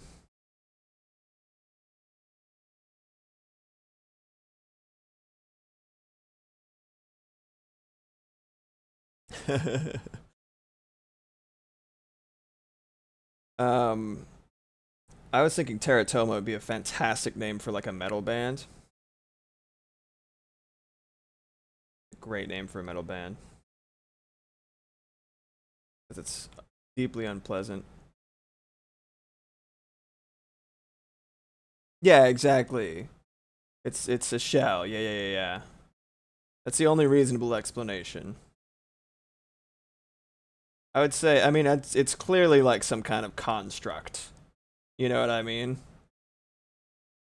At the end of the day, it's magic, and who gives a shit as far as Hayao Miyazaki's concerned, I'm sure. But, like, in terms of if you're applying logic and stuff to it, I would say it's pretty clearly some kind of construct, sorry.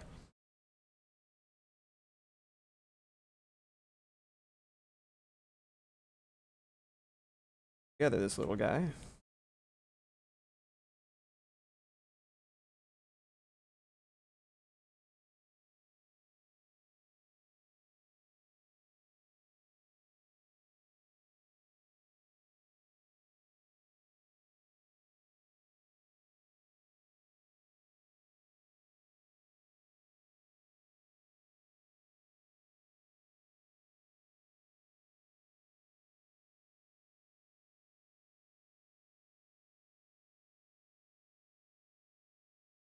Fucking love coloring, dude. Like that meme of the little kid. Ah, fucking love coloring. I love that kid. Enthusiasm. My hand is covering that from my angle, so it's so funny. Oh boy. Hilarious.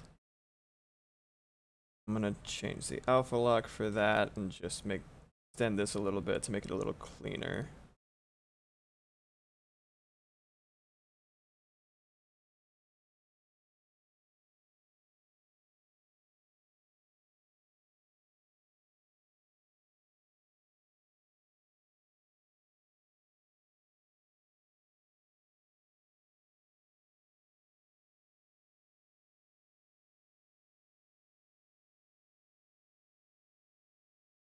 Maybe I should extend the Nah, it's fine.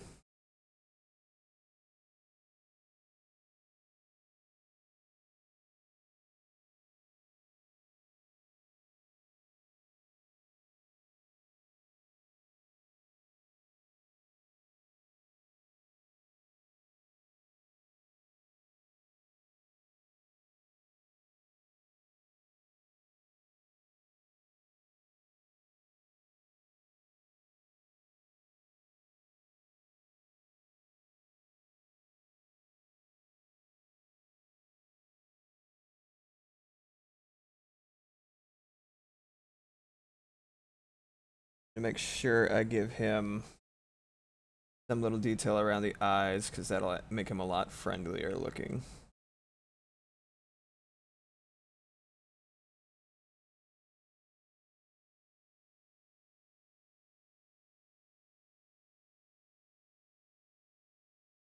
A little better.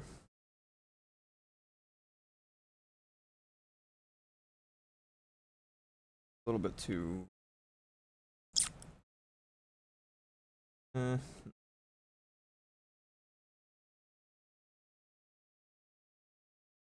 little too much, I think. I will make it red. Only a couple.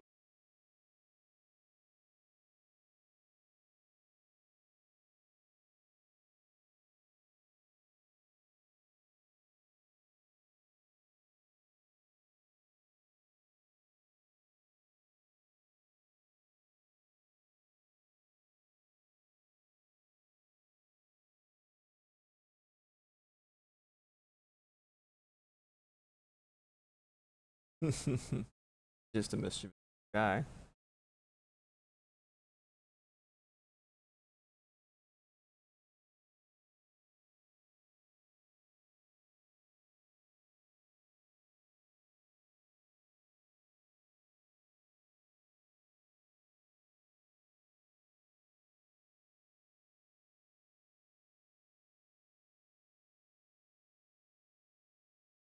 Alright, let's add the interior.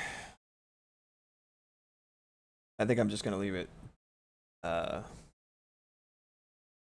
up. I'm not gonna add the sort of other side of it, you know what I mean? Not gonna complicate it too much. I think I can squeeze out a couple more before the stream is done. I'd like to. I'm gonna add a couple little details to his little face, and it will make him that much friendlier.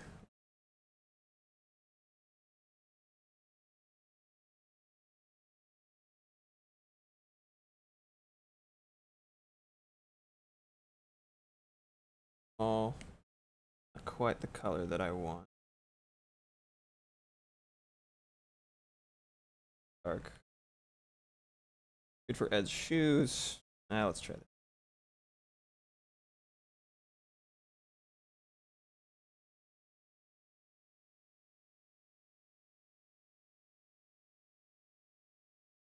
Yeah.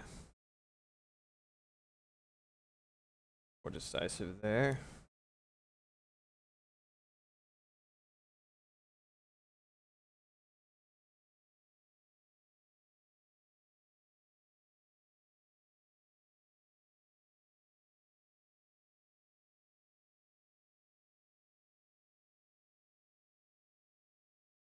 I love how Miyazaki's ability to handle complex emotions in kids' movies.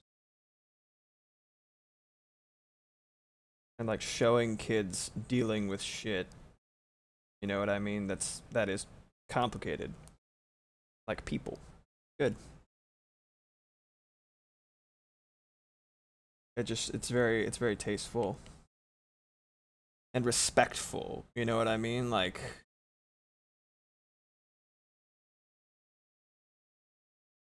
a bit lower.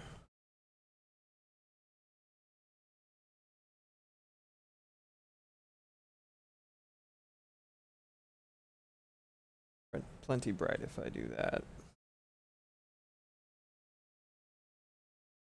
But there we go.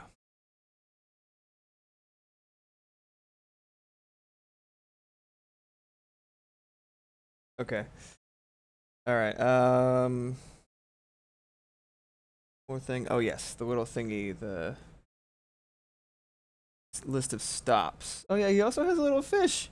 He's got a little fish on his himself. That's cute. Well, let me go ahead and put these last little thingies up top, and then I'll move on to the next character.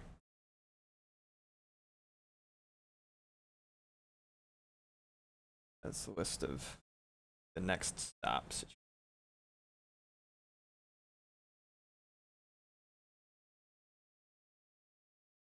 Alpha locking that.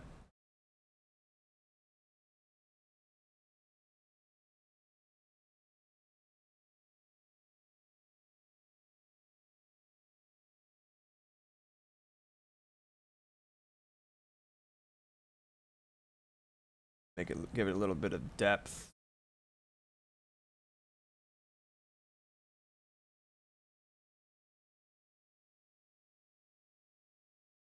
Make it look a little bit more like a jewel opposed to what it actually is, like the stop signifier.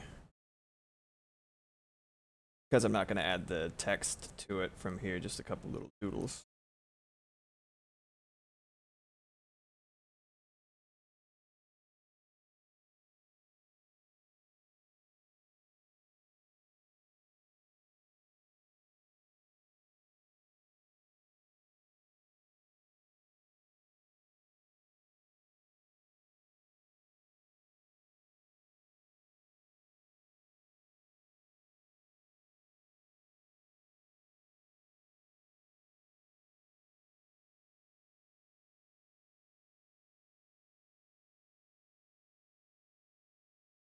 Very cute. Add some text along this sequence. This would be the next. Fits with the rest of it. Cute. Okay, great. Love it. I'm moving on.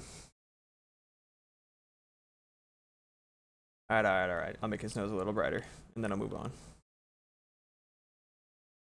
What a precious little cat boy! An orange or pink nose. It's like...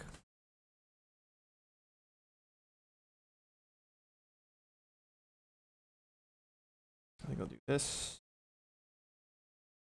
Where's your nose, boy?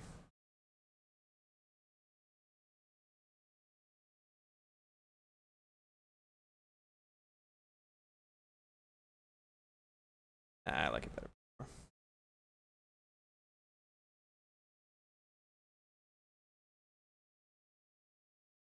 Oh, there's this. It should be in the... Did I use a low opacity or something? Oh, no. I remember.